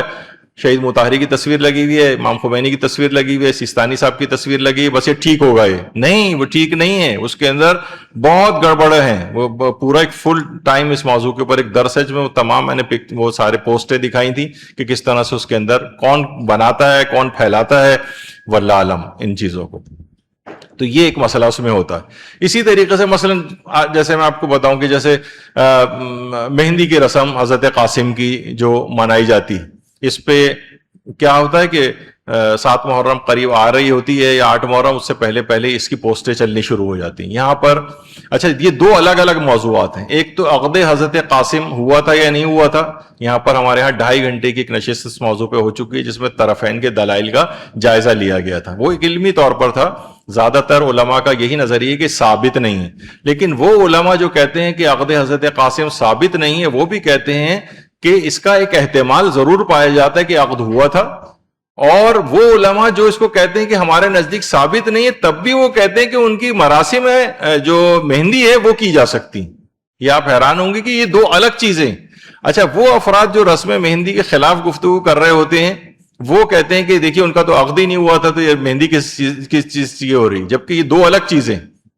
بلکہ شاید یہ ایک اور وجہ بنے کہ جن کا عقد ہو چکا، شادی ہو چکی ہوتی، بعد میں ان کی کوئی رسم مہندی تھوڑی ہوتی. وہ تو ان کی حسرت کے طور پر ہے کہ عقد ثابت نہیں بھی ہے تو رسم مہندی. اس پہ علماء کے جواز کا آیت اللہ محسن الحکیم کے رسم مہندی کے موضوع پر بھی یہاں پر ایک درس پورا ہو چکا ہے جس میں سارے مراجع کے استفتات ہم نے پیش کیے تھے کہ آیت اللہ سیستانی کا کیا نظریہ ہے، دیگر مراجع کا کیا نظریہ ہے اس کے اوپر. ان سے باقاعدہ لکھ کے سوالات پوچھے گئے تو انہوں نے کہا کہ کوئی حرج نہیں، اس میں کرنے کی اجازت ہے. تو اب آپ فوراً جو ہے نا اس کے اوپر دلائل اپنے پیش کریں اور کہیں نہیں یہ رسم جو جائز نہیں ہے اور اس کو کرنے کی اجازت نہیں. تو آپ نے کبھی فقہا کے فتاوے دیکھے ہیں اٹھا کر کے وہ کیا کہتے ہیں اس متعلق اور اس کے پیچھے حکمتیں کیا ہیں؟ وہ کیونکہ ایک الگ موضوع ہے، اس پہ ہماری پوری گفتگو ہو چکی ہے یہاں پر، تو اس کو آپ انٹرنیٹ پہ بھی جا کر سن سکتے ہیں. اور کربلا میں تو اس طرح سے یہ منائی جاتی ہے کہ آپ کہ لوگ کہتے ہیں کہ بھئی یہ تو انڈو پاکستان کی رسم ہے مہندی والی، اس میں ہم نے اس کے بھی جواب دی. کربلا کے اندر تو سب سے زیادہ خود ایران کے اندر رسم ہنا جو کہلاتی ہے، یا ہنا نہیں کہتے وہاں ہنا کہتے ہیں اس کو، ایران وغیرہ میں وہاں پر بھی منائی جاتی ہے. تو یہ سب چیزیں کیا ہیں، یعنی یہ ویسے بھی عرف شیعہ کے اندر رائج ہیں، اس کے خلاف بھی نہیں بولنا چاہیے کیونکہ علماء نے اس کے جواز کے فتوے دیے. آپ جا کر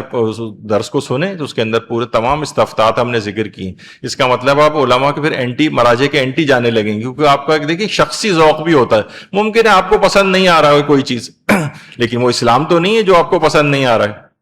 اور اس کے پیچھے حکمتوں کا آپ نے جائزہ ہی نہیں لیا، کبھی نہ کسی سے آپ نے ڈسکس کیا. آپ نے تو بالش بھر کی پوسٹ پڑھی مثلا سوشل میڈیا کے اوپر، اور اس کے اندر جو باتیں کچھ ظاہر ہے کچھ نہ کچھ اٹریکٹیو چیزیں ایسی ہوتی ہیں جو اپنے ہم مزاج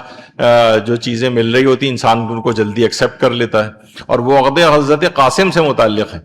اچھا جبکہ اگر آپ دیکھیں آیت اللہ حسینی شاہرودی ان سے جب پوچھا گیا تو انہوں نے جواب میں یہی لکھا کہ ذکر مراسم عقد حضرت قاسم ابن حسن علیہ السلام در مجالس بنیت رجا اشکال نہ دارت بلکہ مستحسن است. آیت اللہ شاہرودی کا یہ نظریہ تھا، وہ کہتے تھے کہ حضرت قاسم کے عقد کے جو مراسم ہیں، یعنی عقد کے مراسم میں ایک مہندی وغیرہ کا بھی ہے، تو یہ رجائے مطلوبیت کی نیت سے اس میں کوئی حرج نہیں بلکہ پسندیدہ ہے، مستحسن است کہ یہ والے کام کیے جائیں. کبھی آپ نے نہیں سنا ہوگا کہ کوئی مرجع جو ہے، ابھی تو میں نے صرف ایک پیش کیا ہے، اس کے اندر تو جو درس ہے پورا اس موضوع پر اس میں سارے مراجع کے نظریات پیش کی. مثلا لوگ کہتے ہیں بھائی اس کا کیا فائدہ ہے، تابوت کو کیوں کیا جا رہا ہے اور گہوارہ کیوں سجایا جا رہا ہے، اور محمل حضرت قاسم ذوالجناح کو اتنا سجانے کی کیا ضرورت ہے، اتنے بڑے علم بنانے کی کیا ضرورت ہے، ان کی تزئین و آرائش کرنے کی کیا ضرورت ہے. آیت اللہ سعید الحکیم سے یہ استفتاء میں نے خود لکھ کے پوچھا تھا کہ یہ سب چیزیں جو کی جاتی ہیں اس کی کیا عزاداری میں کیا یہ مراسم میں عزاداری جائز ہے، جبکہ ان کی آرائش بھی کی جاتی. ابھی آپ نے دیکھا کتنی آرائش سے وہ مہندی جا رہی تھی. انہوں نے کہا کہ فی نفس ہی جائز است، بذات خود ان کاموں میں کوئی حرج نہیں. تمام مراجع کا یہ نظریہ ہے، اس کے اندر آپ جا کے دیکھ لیجئے گا. اسی طریقے سے مثلا آیت اللہ سیستانی کے جو استفتاء سیکشن کے نمائندے آغا مرتضی مہری، ان سے ہم نے آغا سیستانی کا جو ہے مسئلہ معلوم کیا تھا کہ مراسم عزاداری میں شہدائے کربلا کے تابوت، علی اصغر کا جھولا، حضرت قاسم کی محمل، ذوالجناح امام حسین، علم حضرت عباس، اس کو آراستہ کرنا اور سجانا کیسا ہے. تو انہوں نے جواب دیا ان چیزوں کے حرام ہونے کی کوئی دلیل نہیں، دلیلی بر حرمت نیست، کوئی دلیل نہیں کہ چیزیں حرام ہو، کرنی جائز ہے اگر کوئی شخص کر رہا ہے اس طرح سے. آیت اللہ بشیر نجفی سے بھی سوال پوچھا گیا کہ بر صغیر پاک و ہند میں ذوالجناح کی شبی کے جلوس نکالے جاتے ہیں، اسے سونے چاندی دیگر قیمتی چیزوں سے مزین کیا جاتا ہے، کیا ایسا کرنا جائز ہے؟ اصل گھوڑا جو کربلا میں تھا اس کی تو اس طرح کی حالت نہیں تھی، تو کیا شبیہ و اصل کے درمیان موافقت یا مشابہت شرط نہیں ہے کہ بھئی ہم شبیہ بنا رہے ہیں تو ہم ویسی حالت رکھیں نا اس کی. تو آپ مثلاً کہیں ویسی حالت تو زلجنا کو تو کتنے تیر لگے ہوئے تھے، ہم باقاعدہ تیر اس کے جسم کے اندر چبو دیں، اس کا زبردستی اس میں سے خون نکالیں کیا؟ تو بہرحال انہوں نے جواب دیا شبیہ اور اصل کے درمیان موافقت اور شباہت شرط نہیں، مذکورہ عمل صرف شبیہ بنانے والوں کی امام حسین سے محبت اور ان کے نام پر قربانی دینے کی استعداد کی عکاسی کرتا، یعنی بالکل جائز ہے اگر ہم سلجنا کی شبیہ کو سجائیں. لوگ بہت، آپ پنجاب میں آپ دیکھتے ہیں کہ اسے کتنا سجایا ہوتا ہے، پھول لگائے ہوئے ہوتے ہیں، لوگ کہتے ہیں بھئی یہ کیا ہے، یعنی یہ امام حسین کا سلجنا تو ایسا نہیں تھا، اور پوری تقریر اس کے خلاف ہو رہی ہے. تو انہوں نے کہا نہیں، کوئی حرج نہیں ہے اس میں، اور لوگوں کا اپنے جذبات کا اظہار. اسی طرح زلجنا کے نیچے سے مثلا بچوں کا نکالنا، بعض لوگ زلجنا کے نیچے سے گزرتے ہیں. آیت اللہ بشیر نجفی سے پوچھا گیا، خصوصاً خواتین اپنے بچوں کو اس کے نیچے سے گزارتی ہیں اس عقیدے کے ساتھ کہ زلجنا کے نیچے سے گزرنے سے شفا ملتی ہے مریض کو، اس عمل کی کیا حقیقت ہے، اس کا امام حسین کی مصیبت سے کیا ربط ہے؟ تو انہوں نے جواب دیا اگر یہ کام اس نیت سے نہ کیا جائے کہ اس کا شریعت نے حکم دیا تو اس میں کوئی حرج نہیں. یعنی یہ نہ کہیں کہ بھئی شریعت نے حکم دیا، پھر تو حرام ہو جائے گا. اگر ہم اس عمل سے امام حسین کی عظمت کا اقرار اور ان سے محبت کا اظہار کرتے ہوئے امام حسین کی محبت کو اللہ کے حضور وسیلہ بنا کر بچے کو زلجنا کے نیچے سے گزارتے ہیں اور اللہ سے اس کے روشن مستقبل اور بیماریوں سے شفا کی امید رکھتے ہیں تو اس میں کوئی حرج نہیں. یعنی تھوڑا سا آپ زاویہ آپ بدل لیں. لیکن کوئی کہے گا نہیں ہمیں زلجنا ہی سے، یہ زلجنا ہمیں شفا دے گا، تو یہ ایک غلط نظریہ ہو جائے گا. زلجنا شفا دینے والا نہیں، وہ شفا تو اللہ کی ذات ہے. تو لوگوں کی نیت کو درست کریں. لوگوں کے یعنی اس سے کیا ہوتا ہے کہ آپ لوگوں کے اوپر کی یہ خرافات ہیں، یہ جاہل لوگ ہیں، یہ دین کو بدنام کر رہے ہیں، یہ مذہب کو بدنام کر رہے ہیں، اس طرح سے نہیں. اس سے معاشرے کے اندر ایک فساد پھیلتا ہے. مراسم کو جو آپ کے نزدیک صحیح اگر نہیں بھی ہیں بالفرض، تو اس طرح سے نہیں کرنا چاہیے جس سے لوگ ضد میں آ جائیں. میں نے کتنے افراد کو دیکھا ہے کہ پھر وہ ضد میں یہ والے کام کرنے لگتے ہیں، کیونکہ وہ فرد کہ جو کہ صحیح بھی تھا لیکن غلط طریقے سے ابلاغ ہوا. خود میں نے ایک دفعہ بتایا تھا اپنی یہاں کی کسی کلاس میں بھی میں نے بتایا تھا، آپ لوگ تو خیر ابھی اس الگ سے کچھ کورس کے لیے آئی ہیں، کہ خود میرا ایک میڈیکل کالج میں کلاس فیلو تھا جو ہمارے ساتھ درس میں بیٹھتا تھا. درس بھی ہوتے تھے وہاں پر، ہفتے وار ایک درس ہوتا تھا. تو ایک عالم اس کے اندر آئے اور کہا کہ اچھا، ایک طرف خواتین بیٹھی ہوتی تھیں، لڑکیاں وغیرہ جو میڈیکل کالج میں، ایک طرف جو ہے جینٹس لڑکے بیٹھے ہوتے تھے. تو انہوں نے سب کے سامنے کہا کس کس کی داڑھی نہیں ہے وہ کھڑا ہو جائے. کیوں میاں تمہاری کیوں نہیں ہے داڑھی؟ اب وہ سب کے سب لوگ ہنسنے لگے. ایک شرمندگی ہوئی خواتین کے سامنے، ویسے ہی بیچارے جو ہے وہ لڑکوں کی بے عزتی ہو جاتی ہے. تو وہ اتنا اس کو برا لگا، یعنی وہ جو درس میں آ رہا تھا وہ دین سے برگشتہ ہونا شروع ہوا. پہلے تو مولویوں کے خلاف ہوا، پھر اس کے بعد آہستہ آہستہ آگے بڑھا، ڈاکٹر ہوا، پھر اس کے بعد وہ وہاں چلا گیا امریکہ. اور آج میرے پاس یہ اطلاع ہے کہ اس وقت جو ہمارے ساتھ بیٹھتا تھا وہ عالمی دہریوں کی تنظیم کا کوئی ایک مرکزی نمائندہ بن چکا ہے. یعنی یہ کیا ہوا، غلط طریقے سے کسی چیز کی بھی اگر آپ نے تبلیغ کی، آپ کو کیا پتا ہے. جب یہ آیت اللہ بہجت کہتے تھے کہ کوئی ایک جملہ بھی آپ نے اس طرح کا کوئی ویسا نکالا جس سے معاشرے میں فساد ہو جائے، فتنہ ہو جائے، کوئی قتل ہو جائے، اور ہو سکتا ہے کہ اس کا نتیجہ کوئی بہت آگے جا کے 5ویں 10ویں نسل میں جا کر ظاہر ہو، تب بھی وہ شخص جس نے جملہ کہا تھا یہ برابر کا شریک اس میں ٹھہرا جائے گا کہ اس نے یہ جملہ نکالا تھا جس کی وجہ سے بعد میں چل کے 200 سال بعد یہ والا اختلاف ہوا اور یہ شخص جو ہے جان سے گیا. تو بہرحال یہ تمام چیزیں ایسی ہیں کہ یہ آپ اس طرح سے اگر معاشرے میں غلط طریقے سے تبلیغ کریں گی، معاشرے میں ایک فتنہ و فساد برپا ہوگا، لوگ جو ہے نا دین سے برگشتہ اور باغی ہو جائیں گے. لوگ دین کی بات یاد رکھ لیجئے، ان مراسم کے ذریعے دین سے جڑے ہوئے ہیں لوگ. آپ دیکھتے ہیں گاؤں دیہات میں اکثر، میرا ایک اور بھی بڑا اچھا ایک مشغلہ ہے، جو مجالس ہوتی ہیں، میں وہاں بیٹھ کے لوگوں کو دیکھتا بھی ہوں کہ دیکھ رہا ہوں. کبھی کبھار ایسا بھی نہیں ہوا ہے کہ ہر طبقے کا، یعنی ایک دفعہ تو ایسا تھا کہ میرا ایک گھر میں جو مالی والا کام کرتا ہے وہ میرے ساتھ بیٹھا، بلکہ مجھ سے آگے بیٹھا ہوا تھا کہ یعنی سب انسان وہاں پہ آ کر برابر ہو جاتے ہیں. تو اب آپ کیا کر رہے ہیں کہ جو افراد ہیں وہ سارے، ان کو اگر آپ دیکھیں وہ مختلف فکروں کے لوگ جو ہے وہاں پر آئے ہوتے ہیں.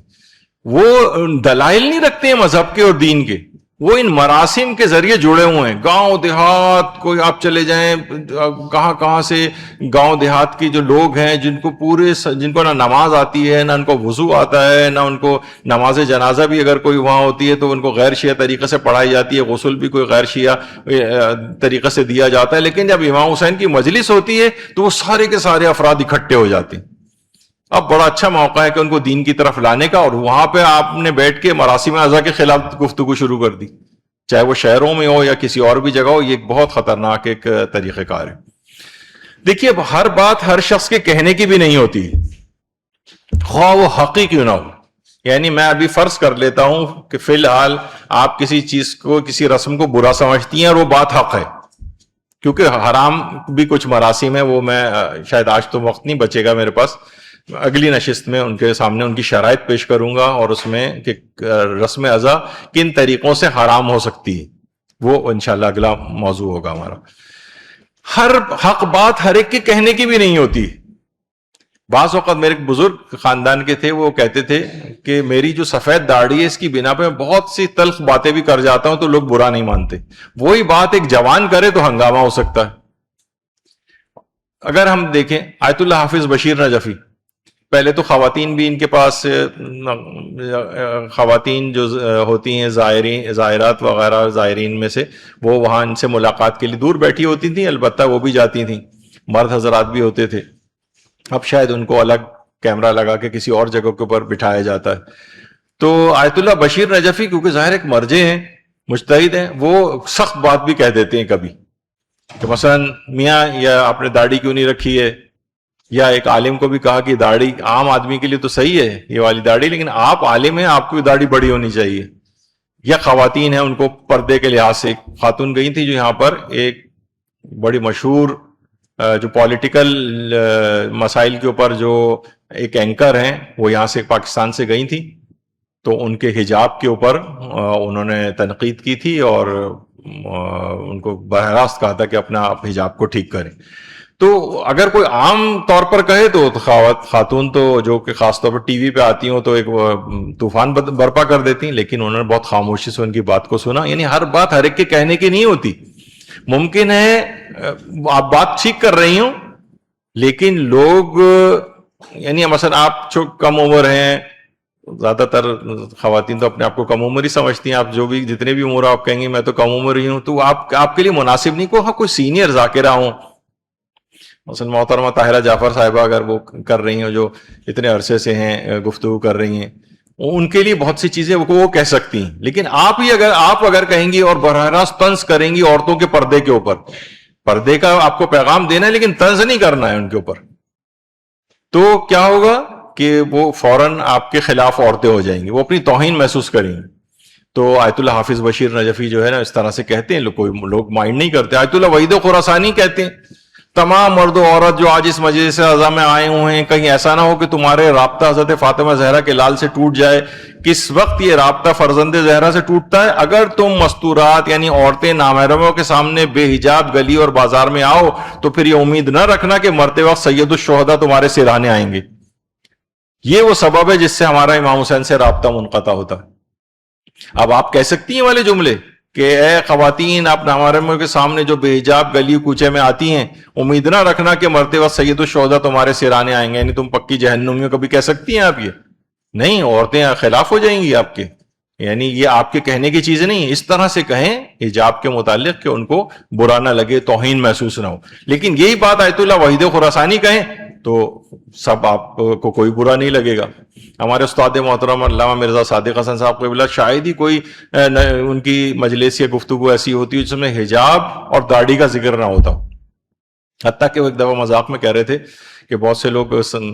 جو ہے وہ ہمیں آ کر مس گائیڈ بھی کرتے ہیں کہ مولانا ان چیزوں پہ تو گفتگو کریں گے، تو داڑھی کے موضوع پر جو بانی مجلس تھے ان کی داڑھی نہیں تھی، سب کے سامنے مجھے شرمندگی ہوگی، تو انہوں نے پلان سوچا مولانا کو گھیرنے کے لیے کہ مولانا ہمارے خاندان میں خمس کوئی نہیں دیتا ہے، آپ ایسا کیجئے خمس کے موضوع پر بولیے. اچھا، مولانا نے کہا ٹھیک ہے، انہوں نے خمس کے موضوع پہ بولا، لیکن کہا کہ خمس کے دوران ہی ایک ایسا مسئلہ چھیڑا جس سے خمس کی بھی داڑھی نکل آئی. وہ کیسے نکل آئی؟ انہوں نے کہا دیکھیے جو حرام چیز میں کوئی پیسہ استعمال ہوتا ہے اس میں بھی اسلام اس کو خرچہ نہیں سمجھتا اور اس کو بھی بچت قرار دے کے اس پہ بھی خمس نکالنے وہ کہتا ہے. مثلا اگر کوئی شخص شیونگ بلیڈ خریدے اور اس سے اپنی داڑھی کو مونڈے جو کہ فعل حرام ہے تو یہ خرچہ شمار نہیں ہوگا اور اس کا بھی خمس دینا پڑے گا. کہہ رہے ہیں انہوں نے تو مجھے مس گائیڈ کیا تھا کہ میں کہیں داڑھی کی طرف نہ آ جاؤں، لیکن اس خمس میں سے بھی داڑھی نکل آئی مثلا. تو بہرحال اب کیا ہے، مولانا جو اس قسم کی وہاں پر کرتے ہیں تو سب کو پتا ہے کہ ایک آدمی 50 سال سے ممبر کے اوپر ہزاروں لاکھوں مجلسیں پڑھ چکا ہے، ان کا ایک وہ اگر یہ بات کہتے ہیں نا تو لوگ اس کو مائنڈ نہیں کرتے. لیکن وہی آپ اپنے طریقے سے بات کہیں گے، ہر حق بات آپ کے کہنے کی بھی نہیں ہے. ان کو اگر بعض مراسم ایسی ہیں تو آپ علماء کے اوپر اس کو چھوڑ دیں، یا سینئر ذاکرات یا سینئر جو عالمہ ہیں ان کے وہ یہ والا کام کریں تو زیادہ بہتر ہے. آپ کے کرنے سے صرف کام خراب ہوگا، فائدہ کچھ نہیں ہوگا. تو یہ دماغ میں اس انداز سے رکھیں. جہاں جب آپ کبھی اتنی سینئر ہو جائیں اپنے خیال میں کہ جناب ہاں میں واقعی بڑی سینئر ہو گئی تو میں یہ باتیں کہہ سکتی ہوں، لوگ میری بات کو ایکسیپٹ بھی کریں گی خواتین، تو پھر آپ اس موضوع پہ کہہ سکتی ہیں. حتیٰ کہ دیکھیے آیت اللہ سیستانی، لوگ کہتے ہیں کہ بھئی یہ تو داعش کے خلاف فتویٰ انہوں نے دیا اور سب کچھ ہے، لیکن کیا ہے کہ بہت سے مسائل، داخلی مسائل اتنے سینسیٹیو ہیں کہ آیت اللہ سیستانی نے بھی اس پہ کہا ہے کہ میں اپنے فتوے کو روکتا ہوں، میں فتویٰ نہیں دیتا. مثلا یہی قمع زنی کے متعلق آیت اللہ سیستانی کا انہوں نے کہا ہے کہ میں نے یہ نہیں کہ انہوں نے بہت سے میں نے لوگوں کو دیکھا کہ دیکھیے یہ مرجے تو کو حق بات بولنی چاہیے اور یہ تو انہوں نے جو ہے نا اس سلسلے میں فتویٰ نہیں دیا تو یہ لوگوں سے ڈر گئے. نہیں، آیت اللہ سیستانی نے 2 پیجز کے اوپر مشتمل اپنا اس کا بیان بھی جاری کیا ہے کہ میں نے کن وجوہات کی بنا پر اپنے فتوے کو روکا ہے. مجتہد کو اختیار ہوتا ہے. پھر آگے یہ بھی لکھا ہوتا ہے کہ یہاں اگر آپ کا مجتہد کسی مسئلے میں جان بوجھ کر فتویٰ نہ دے تو اس مسئلے میں العالم فالعالم کی رعایت کرتے ہوئے دوسرے بڑے مجتہد کی بات مانی جا سکتی، یعنی علم میں جو نیکسٹ بڑا مجتہد ہو آپ اس کی بات بھی مان سکتے ہیں. تو آیت اللہ سیستانی نے وہ مصلحت کے خلاف سمجھ رہے ہیں کہ میں اس موضوع پر ایک اب حتمی رائے کا اظہار کروں. انہوں نے باقاعدہ ان کا آفیشیل جو استفتاحات کا سیکشن ہے، سوال آپ لکھ کر پوچھیں، وہاں سے یہی جواب آیا. انہوں نے کہا کہ سماحت السید یعنی آیت اللہ سیستانی نے بار بار تاکیدی طور پر بار مرارن و تکرارن بار انہوں نے یہ زوار کے مختلف مجموعوں کے سامنے یہ بات کہی ہے کہ ہم نے بعض مصلحتوں کی وجہ سے تدبیر یعنی خونی ماتم کے لیے نہ حلال ہونے کا فتویٰ دیا ہے نہ حرام ہونے کا فتویٰ دیا ہے. تو اگر کوئی بھی شخص آیت اللہ سیستانی سے اس بات کو منسوب کرتا ہے کہ انہوں نے اس کو جائز قرار دیا ہے یا انہوں نے اس کو حرام قرار دیا ہے، اس کی بات کا کوئی اعتبار نہیں، اس کی بات پہ اعتبار نہ کیا جائے. کیونکہ ہم نے تو آیت اللہ سیستانی جیسا آدمی وہ توقف کر رہا ہے اور وہ مصلحتاً اس میں فتویٰ نہیں دے رہا ہے، تو پھر ہمیں کیا ہے کہ ہم ہر چیز میں کہ نہیں ہماری عقل میں کیونکہ آ رہی ہے تو ہر صورت میں جو ہے ہمیں یہ بات لوگوں کو بتانی چاہیے، لوگوں کو اس سے روکنا چاہیے، لوگوں کی جائز نہیں ہے یہ چیز. تو اس سے کیا ہے معاشرے میں فساد جو ہے وہ برپا ہوتا ہے. تو آیت اللہ سیستانی کا زنجیر زنی کے سلسلے میں آپ خاموش ہیں، بعض مصلحتوں کی وجہ سے اپنی رائے کا اظہار نہیں کرتے ہیں، اور اس مسئلے میں دوسرے مجتہد کی طرف رجوع کیا جا سکتا ہے. اور بعض علماء آیت اللہ اسحاق فیاض اور آیت اللہ وحید خراسانی کی طرف رجوع کرنے کا جو ہے وہ مشورہ اس میں دیتے ہیں. کچھ چیزیں ایسی ہیں کہ یہ تو مرجے کی بات تھی، ابھی دیکھیے میں نے علماء کی بات بتائی، پھر مرجے کی طرف گیا. پیغمبر اکرم صلی اللہ علیہ وآلہ وسلم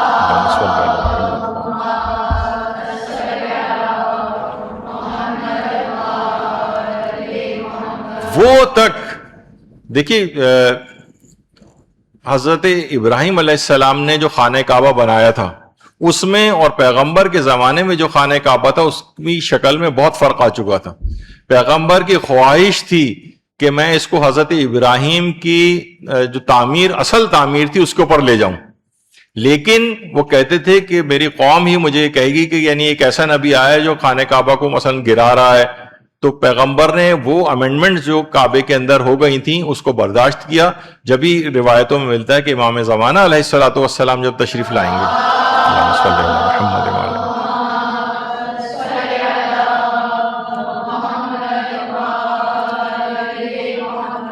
وہ آ کر اس کو پرانی طرز کے اوپر لے کر جائیں گے، پرانی تعمیر پر جو حضرت ابراہیم کے زمانے میں تھی. حضرت ابراہیم کے زمانے میں جو خانہ کعبہ تھا کئی چیزوں میں فرق ہو گیا ہے. اس زمانے میں خانہ کعبہ کی چھت نہیں تھی، یہ بعد میں لوگوں نے چھت ڈالی ہے. خانہ کعبہ کے 2 دروازے تھے، ایک تو سامنے کا دروازہ ہے اور ایک پیچھے کا دروازہ تھا. پیچھے کا دروازہ جو ہے بعد کی تعمیر میں بادشاہوں وغیرہ نے یا جو بھی افراد آئے انہوں نے بند کر دیا. ایک دروازہ رکھا, وہ دروازہ بھی نیچے نہیں تھا بلکہ نیچے کا دروازہ بند کر کے اب اوپر دروازہ, اب سیڑھیاں لفٹ لائی جاتی ہے, سیڑھیاں چڑھ کے لوگ خانہ کعبہ میں اوپر جاتے ہیں تاکہ ایک الگ ایک تخصص ہو بادشاہوں کے لیے, صرف وہ عام لوگ تو کبھی اندر جانے کا تصور نہیں کر سکتے. اسی طریقے سے خانہ کعبہ کی جتنی لمبائی اس وقت ہے یہ حضرت ابراہیم کے دور میں نہیں تھی, اس کو مزید بعد میں لمبا کیا گیا ہے. اسی طریقے سے جو حجر اسماعیل ہے, اس کے سامنے یہاں پر یہ چاہے زمزم کا ایک کنواں بھی تھا ایک زمانے میں, یہ اس کا اوپر ہی نشان تھا اور اسی صحن سے سیڑھیاں نیچے جاتی تھیں. میں خود بھی ایک دفعہ سیڑھیوں سے نیچے گیا تھا اور زمزم کے کنویں تک جو ہے وہ پہنچا تھا. تو اب تو خیر اوپر سے نشان بھی انہوں نے ختم کر دیا. اور خانہ کعبہ کا یہ سامنے جو گول دیوار جو ہے جو یہ بنی ہوئی ہے خانہ کعبہ کے سامنے, جس کو حجر اسماعیل کہا جاتا ہے, اصل خانہ کعبہ یہاں تک تھا, لیکن قریش نے یہ قسم کھائی ہوئی تھی کہ ہم اس میں اپنا کوئی بھی حرام مال نہیں لگائیں گے. تو خانہ کعبہ کی تعمیر میں قریش کے پاس پیسے کم پڑ گئے تھے, تو انہوں نے پھر خانہ کعبہ کو چھوٹا کر دیا. اور حجر اسماعیل والا جو ایریا سمجھے یہ جب بھی خانہ کعبہ کا حصہ ہی کہلاتا ہے, جب بھی اس کے اندر سے طواف جائز نہیں, کیونکہ طواف خانہ کعبہ کے باہر کا ہوتا ہے. یعنی اگر کوئی اس گول دیوار کے اندر گھس کے خانہ کعبہ کا طواف کرے گا تو صحیح نہیں سمجھا جاتا, کیونکہ خانہ کعبہ کا اصلاً حصہ ہی ہے. تو بہت ساری اس میں, تو امام زمانہ علیہ السلام جب تشریف لائیں گے تو اصل کعبے کے اس پر لے جائیں گے, لیکن پیغمبر نے مصلحتاً اس کو تعمیر حضرت ابراہیم کی تعمیر کے اوپر نہیں لے کے گئے اور مصلحتاً اس بات کو ترک کیا. اور امام زمانہ علیہ السلام جب تشریف لائیں گے تو اس کے بعد پھر یہ اصل کعبے کی تعمیر ہوگی. یعنی ان مصلحتوں کو پیغمبر بھی نے بھی اس کا خیال کیا کہ لوگوں کے اندر ایک فساد ٹائپ کا برپا نہ ہونا شروع ہو جائے. بعض اوقات لوگ مولا علی کے اوپر بھی اعتراض کرتے ہیں, بھائی فلاں فلاں جنگ جمل ہوئی تھی اور اس میں تھی تو کتنے قاتلین اور آئے تھے, تو ان کو معاف کیسے کر دیا, ان کو واپس کیسے جانے دیا, ان کو سزائیں کیوں نہیں دیں. تو یہ خود یہ تھا کہ یعنی اس انداز سے ان کے اوپر اعتراض ہوتا ہے, جبکہ خود رسول اللہ کے پاس بھی جو افراد, بہت سے شاعروں نے اس محاذ کو پکڑا تھا کہ رسول اللہ کی ہجو کرتے تھے, رسول اللہ کی نقلیں اتارتے تھے. تو نام لے کر پیغمبر نے کہا تھا کہ یہ افراد اگر خانہ کعبہ کے پردے کے پیچھے چھپے ہوئے بھی نظر آ جائیں وہاں پہ بھی ان کو قتل کر دینا. تو ایک شاعر ایک دفعہ آیا, ایک شاعر تھا, اس نے بھی اس محاذ کو پکڑا تھا. تو ایک دفعہ ایک ایسے انہی واجب القتل لوگوں میں سے رسول اللہ کے پاس آیا, تو سب لوگ دیکھ رہے تھے لیکن رسول اللہ نے کچھ نہیں کہا. تو رسول اللہ نے کہا, جب وہ شخص چلا گیا تو لوگوں سے رسول اللہ نے کہا کہ میں نے تو کہا تھا کہ اس شخص کو جہاں پہ پاؤ قتل کر دینا, تم نے اس کو قتل کیوں نہیں کیا, کیوں نہیں پکڑا اس کو. لوگوں نے کہا کہ یا رسول اللہ آپ ہمیں ایک اشارہ ہی کر دیتے. رسول اللہ نے کہا نہیں, میں نے نبی کی شان اس بات سے بہت بلند ہے کہ وہ اشارے سے لوگوں کو جو ہے وہ قتل کرے. تو بہت ساری چیزیں ایسی ہیں کہ جو رسول اللہ مصلحتاً بہت سی چیزوں کو انہوں نے نہیں کیا. خانہ کعبہ کی تعمیر کو جو ہے نا انہوں نے حضرت ابراہیم کی طرز پہ نہیں لے کے گئے. آیت اللہ سیستانی, آیت اللہ باقر الصدر, بہت سے علماء ہیں جو سینسیٹیو موضوعات کے اوپر فتاوے انہوں نے اپنے روکے ہوئے ہیں, کیونکہ معاشرے کے اندر چاہے وہ جائز کا فتویٰ دیں چاہے حرام کا فتویٰ دیں, ہر صورت میں معاشرے کے اندر ایک فساد برپا ہوگا. اس فساد کو روکنے کے لیے بعض اوقات کسی بڑے, بلکہ آیت اللہ سیستانی نے مثال بھی لکھی ہے کہ جس وقت حضرت موسیٰ تشریف لے گئے تھے تو پھر جب وہاں سے واپس آئے تھے تو قوم جو ہے گوسالہ پرست بن چکی تھی, لیکن گوسالہ پرستی کو انہوں نے برداشت کر لیا. لیکن حضرت ہارون جو وہاں پر موجود تھے, اتنا اختلاف یعنی اس میں ہو گیا تھا کہ اس وقت قوم پوری ان کی قتل و غارت گری ہو جاتی, تفرقے میں پڑ جاتی. تفرقے سے بچانا ایک ایسی چیز ہے کہ جو کہ جس کے لیے گوسالہ پرستی کو بھی ایک پیغمبر نے برداشت کر لیا, لیکن آپس میں پھوٹ پڑ جائے, لوگ تفرقے کا شکار ہو جائیں, یہ زیادہ خطرناک بات ہے. تو آپ کو ان تمام چیزوں سے اجتناب کرنا لازم ہے کہ جو عزاداری کے اندر تفرقہ پیدا کریں. جس طریقے سے سلف صالح نے ایک عزاداری ہر علاقے کے اندر رکھی ہوئی ہے. ابھی آج مجھے ساری وہ مثالیں بیان کرنا تھی لیکن نہ جانے ٹائم بھاگ کر کہاں چلا گیا اور بیچ میں بات سے بات نکلتی چلی گئی. لیکن مجھے آج آپ کو عرف کے اعتبار سے ان ہر معاشرے کے اندر مختلف ملکوں میں عزاداری کتنی الگ الگ اقسام کی ہوتی ہے, اور اگر وہی اقسام جو ایران کے اندر ہوتی ہے وہی اقسام اگر یہاں پہ ہونے لگیں تو لوگ آپ کو یعنی آپ اس کے خلاف بولنے لگیں گی. لیکن عرف کے اوپر چھوڑا گیا ہر علاقے کی رسم کو وہاں کے لیے جو وہاں پر رسم ازا کے طور پر رائج ہو اور اس کے اندر کوئی حرام پہلو نہ ہو،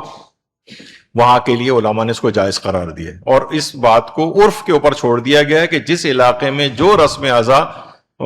ہو اس کو اوپر ویسے ہی عمل درآمد کیا جائے اور اس کے اندر کوئی وہ نہ کی جائے، اس کے خلاف نہ بولا جائے، کہ پھر ہم میں اس کی فتاوے اور دیگر علماء اور میں باقاعدہ وہ ساری تصویریں آپ کو ان عزاداریوں کی دکھاتا کہ آپ خود حیران اور پریشان ہو جائیں گی کہ اس طرح کی عزاداری بھی ہو رہی ہے، لیکن علماء نے کہا کہ وہاں کی اس موقع کے لحاظ سے ٹھیک ہے، اس کو یہاں پر مینوان اگر کوئی کھینچ کر لے کر آئے گا تو یہاں پر وہ معیوب سمجھی جائے گی، یہاں پر منع ہو جائے گی۔ اسی طرح یہاں کی بہت سی رسومات ایسی ہیں جو عرب میں اور ایران میں نہیں، یہاں سے اٹھا کر وہاں لے جائیں گے تو لوگ اس پر اعتراض ہوں گے، وہاں معیوب ہو جائیں گی وہ، کیونکہ عرف کی تبدیلی سے حکم بدل جاتا ہے، وہ معاشرہ بدل جائے، ہر جگہ کا ایک الگ طریقہ کار ہوتا ہے۔ بعض اوقات دیکھیے انگریزوں کے اندر یہ ہوتا ہے کہ کسی عورت کے احترام میں ایک زمانے میں تھا کہ اپنی ٹوپی اتارا کرتے تھے، ہمارے ہاں الگ ایک طریقہ کار ہے۔ ہمارے یہاں ایک اتنا احترام ہوتا ہے باپ کا کہ جناب باپ اگر 85 سال کا ہے اور بچہ اس کا جو ہے 65 سال کا ہے مثلاً، وہ باپ کے سامنے سگریٹ نہیں پیتا ہے وہ، لیکن ملک شام جو ہے سیریا، وہاں پر باپ کے ساتھ ایک ہی ڈرائنگ روم میں بیٹھ کے لڑکیاں اور عورتیں بھی سگریٹ پیتی ہیں، وہاں پہ معیوب نہیں سمجھا جاتا۔ خیر وہ میں اس میں جواز کا فتویٰ نہیں کہ ہم کہیں گے کیونکہ وہاں پر ہوتا ہے، دیکھیے وہاں پہ مومنات بھی باپ کے سامنے سگریٹ پیتی ہیں تو آپ یہاں پر بھی پینا شروع کر دیں، نہیں اس طرح نہیں ہوگا۔ تو بہرحال یہ آج بہت بڑا ایک پارٹ ابھی اس کا رہ گیا ہے۔ میں نے ویسے پہلے سے ہی تھا کہ یہ دو اس کے اوپر مشتمل ہوگی ہماری گفتگو، لیکن پتہ نہیں کیوں یہ مجھے 3 اس میں ہوتے نظر آ رہے ہیں، کیونکہ بہت بڑا پارٹ اس کا جو ہے رہ گیا ہے جو بہت ہی دلچسپ ہے۔ یہ تو ایک ابتدائی ایک خاکہ میں نے آپ کے سامنے پیش کیا، اب اس کے بعد جب مثالوں کے ساتھ چیز واضح ہوگی تو انشاءاللہ آپ کو زیادہ دلچسپی اور بالکل کلیئر بات ہوگی، جس کا نتیجہ آخر میں نکلے گا کہ آپ کو پتہ ہوگا کہ کون سی مراسم ایسی ہیں کہ جو کہ زیادہ تر تو میں نے کہا 99% جائز ہی ہیں، اور کچھ کنٹروورشل ہیں، اس میں آپ کو پڑھنا نہیں ہے، بڑے علماء کے اوپر چھوڑ دینا ہے، اور کچھ چیزیں ایسی ہیں جو رسم ازا ہی اصلاً نہیں ہیں، اس میں آپ بول سکتی ہیں، وہ ان کی بھی میں مثالیں دوں گا کہ ہاں یہ اگر کہیں ہو رہا ہو تو اس کو آپ بولیں اور مناسب الفاظ میں، کیونکہ وہ رسم ازا نہیں بنے، وہ ابھی کچھ چند ایک یا چند لوگوں نے شروع کیا ہے، لیکن وہ رسم ازا کیونکہ نہیں بنی ہے تو لہٰذا اس کے اوپر بولا جا سکتا ہے۔ جو رسم ازا معاشرے کے اندر رائج ہو جائے، علماء کے جواز کے فتوے اس کے خلاف آپ نہیں بول سکتے، وہ ابھی میں آگے چل کے ابھی بات اور واضح ہوگی۔ گفتگو کا وقت ختم ہو گیا، اگلا بھی ایک درس یہاں پر ہونے والا ہے، تو انشاءاللہ اگلی نشست میں ہمارے اگلی اتوار کو ملاقات ہوگی۔ وصلی اللہ علی محمد وآلہ الطیبین الطاہرین۔ درود بھیجیے محمد وآلہ